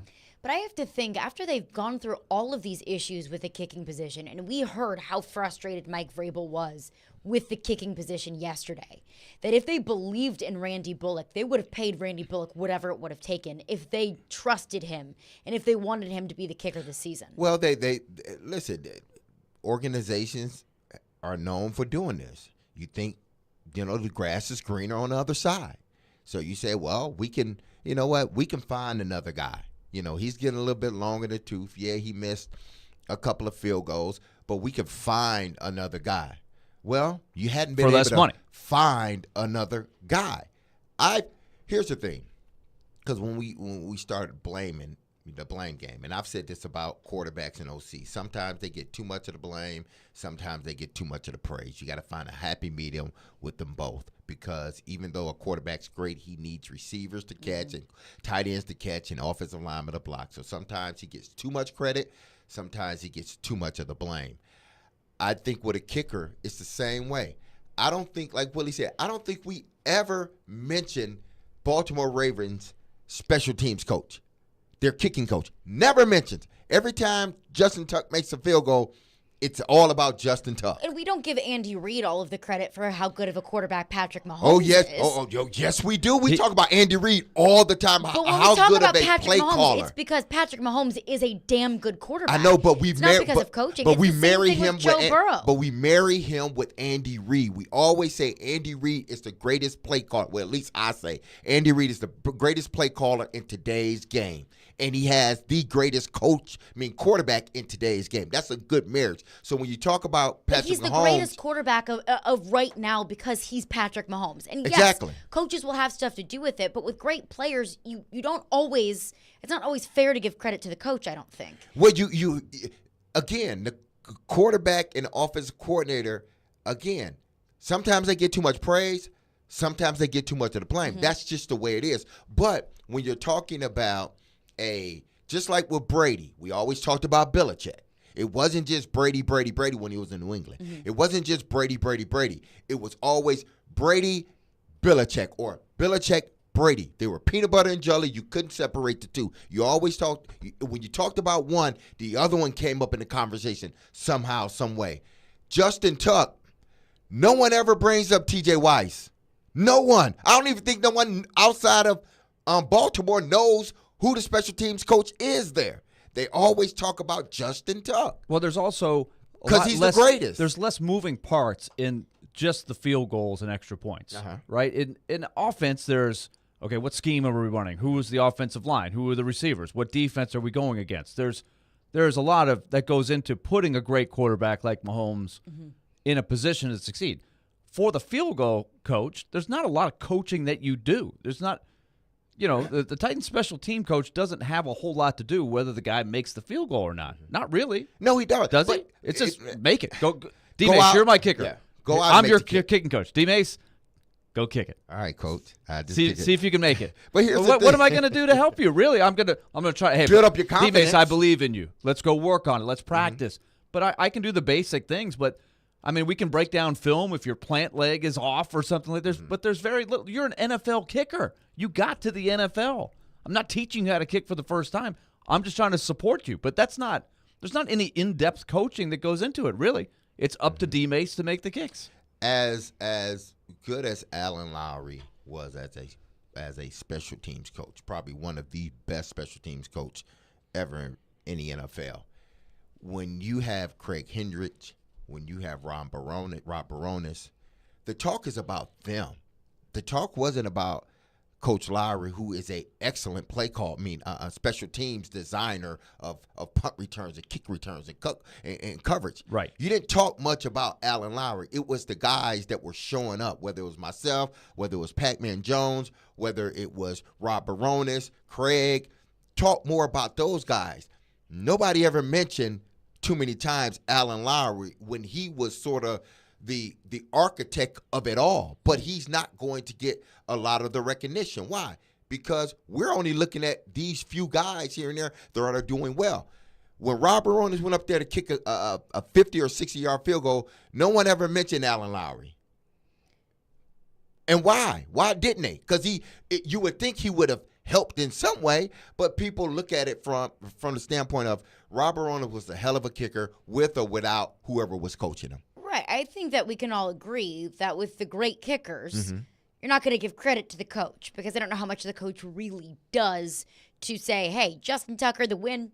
It's 70 degrees northeast. No, like Justin Tucker can go out and hit a 60-yard field goal because he's Justin Tucker. But on the other side, where the Titans find themselves in, when it's the complete other side, there's got to be something within the process that has to change because it seems like for the past 4 years, the process has at least been flawed. But let's get right back into your phones on this coming up next. Caroline, Willy, D-Mase, 102.5, 106.3 The Game. We are Nashville's best sports talk, live and local from 6 a.m. to 6 p.m. When you want the national Hey. I got this. I'll take it from here. Okay, go ahead. Dying to hear this. We have the best national voices that you'll find anywhere. Who was more deserving of being thrown from their game? I'm odd, so I get the odd picks. They have a new coaching staff. It's not a bad scenario for them. We are 102.5 and 106.3 The Game. And 94.9 The Fan. Whatever your destination in life, you can get there easier with a checking account from F&M Bank. At F&M Bank, their checking accounts give you the tools you need to manage your money well, like the smart, free checking account that's actually free. Because banking shouldn't be hard, and sometimes the basics are more than enough. Making lives better by making banking easier. Go see them at one of their 20 locations across Middle Tennessee and Southern Kentucky, or online at myfmbank.com. F&M Bank, banking made easy on purpose. Member FDIC. Get in on the conversation at 615-737-1025. The Game text line is driven by Wilson County Hyundai. Online at wilsoncountyhyundai.com. Calling all Nashville Sounds baseball fans. You know the 312 Pizza Company in Germantown is the best place to be before or after a Sounds game, but this season, it gets even better. Stop by 312 Pizza Company before or after any Nashville Sounds home game with your day of ticket and get a free old-style beer. That's right, you get a free old-style beer from 312 Pizza just for watching Sounds baseball, only redeemable with purchase. See you at 312 Pizza Company all baseball season long. 312 Pizza Company, a proud sponsor of of your Nashville Sounds. City Winery Nashville presents Paula Poundstone live in concert on Friday, August 25th at 7 p.m. Iconic comedian Paula Poundstone is known for her smart, observational humor and legendary spontaneous wit. Paula is the star of several HBO specials, including Cats, Cops and Stuff, and Paula Poundstone Goes to Harvard. Paula is a regular panelist on NPR's comedy news quiz, Wait, Wait, Don't Tell Me. She's heard weekly on her successful comedy podcast, Nobody Listens to Paula Poundstone. Don't miss Paula Poundstone and get your tickets at citywinery.com. Okay, next time you're at the store, I dare you to not think about the unmistakable fresh, clean scent of Irish Spring. Yeah, you heard me. I want you to resist picturing a shower filled with those sensational Irish Spring suds. And if you succeed, well, you got what my gramps used to call resolutitude. Not a real word, but let's be honest, you're probably going to end up leaving with Irish Spring because of its irresistible scent and because you have zero resolutitude. Pick up Irish Spring today. The sports talk doesn't end on Friday. Join Junie Riddle, The guy that can come in and give us some good goal-scoring production. and Nick Keiser. Another guy that I thought was interesting that got a one-year deal. Each Saturday morning at 9, it's Riddle and the Reporter on 102.5 and 106.3 The Game and the Game Nashville app. Having some fun in the midday. Okay, that's really fun. This is Caroline, Willy, and D-Mase It's a good source of energy because it's live. on 102.5 and 106.3 The Game and the Game Nashville app. Caroline, Willy, D-Mase, 102.5, 106.3 The Game and the Game Nashville app. Breaking down the kicking position. The Titans are now on their third kicker of training camp. Based off of what we heard from Mike Vrabel yesterday, it sounds like they are soon, or if they're not already, on the search for the fourth kicker of the season. And this is deja vu all Are we not going to give the Money Badger a chance? Let's give the Money Badger a chance. Give him a chance. I'm with you, Willie. It didn't sound like Mike Vrabel wanted to give the Money Badger a chance yesterday. I'm going to stay consistent on this. I don't care about a bad practice. I don't. He has experience. He's kicked for 5 NFL teams. Now That's you're a lot saying, of Willie, experience. why did he move around to 5 different teams? Maybe that's a red flag. I was at the game where he was kicking for the Titans. This is the same guy, and he got booed out of the stadium, and they got rid of him. And that, I think, opened the door for Randy Bullock. If I'm not, he was the guy that opened the. I think they brought back Bullock the next week, and he was there. I would love to find out. I don't cover the team day to day, but for those that do, maybe somebody like Toronto, I'd love to investigate why they decided to move on from Bullock. Was it a little bit of a lack of trust, not a Vrabel guy, or was it a money thing, a cost-saving move? You could argue maybe Didn't both. Have a nickname for Randy Bullock? Didn't somebody Fat have a- Randy. Yeah. Maybe that was the reason. Like, he just wasn't. I don't know. Maybe ate himself out the NFL. Maybe I don't he's know. too chunky. Yeah, got too big, and I don't know. Maybe that's the reason. I feel like Badgley will get the week 1 assignment. I would go out on a limb. That would be my take it to the bank. See, my take it to the bank is that Michael Badgley will not be here by the time we take it to the bank on Friday. He won't even be here by Friday? Yeah. The game is Friday. It don't matter. Yeah. They're not even going to let him kick in a preseason And maybe he'll kick in Might the preseason game, and maybe they But who are they bringing in? Maybe they ditch him on the tarmac Oh, like man. Lane Kiffin at Tennessee. Vrabel just said, hey, they're For a going to bad bring other practice? kickers in, too.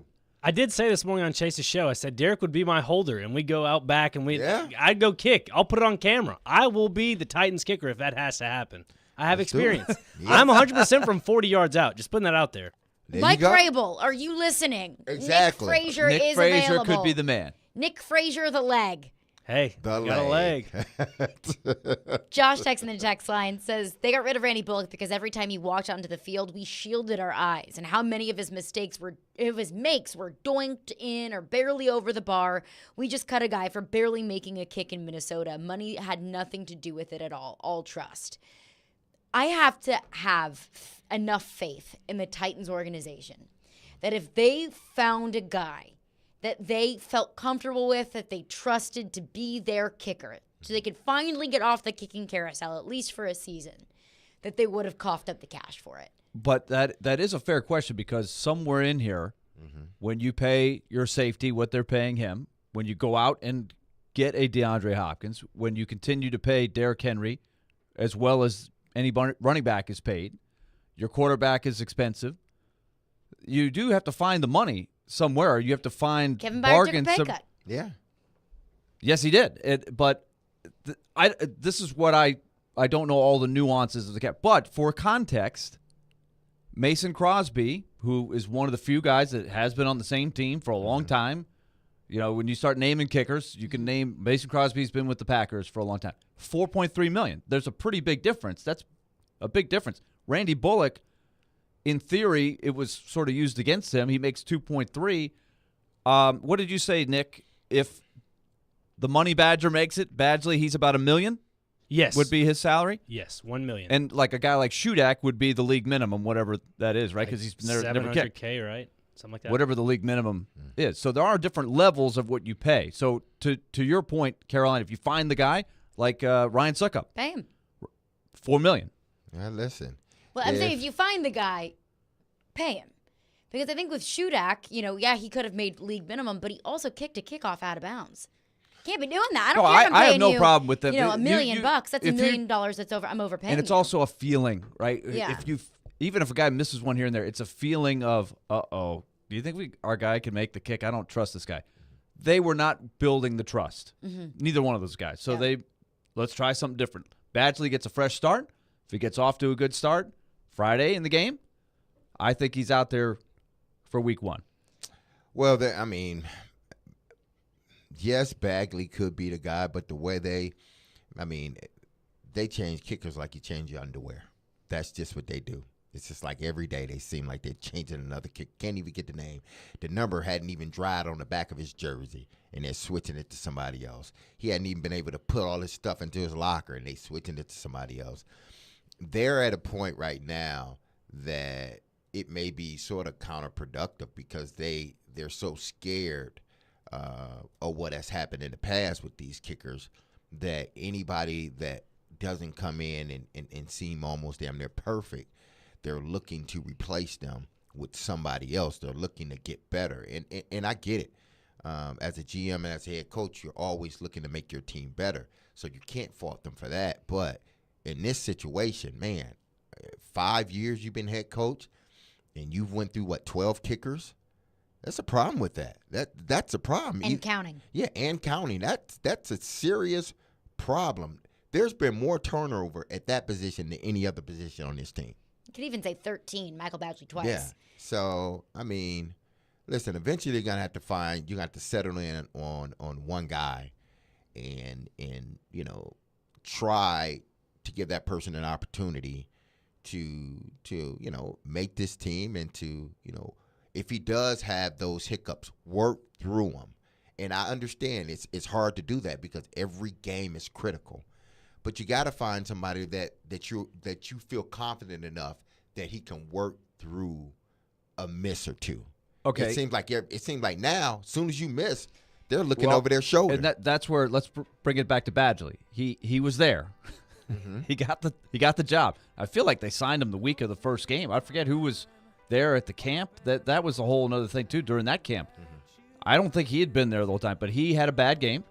They cast him off, but a few weeks later, I'm looking up and watching the Colts on a night game, and he's kicking for the Colts. He had a pretty good year. So it's like you said, sometimes it's just you get with a team, it fits like a glove. Yes. That's going to do it for us today. We'll be back tomorrow at 11 a.m. Stillman & Company is up next. Be love and love on your people. Peace.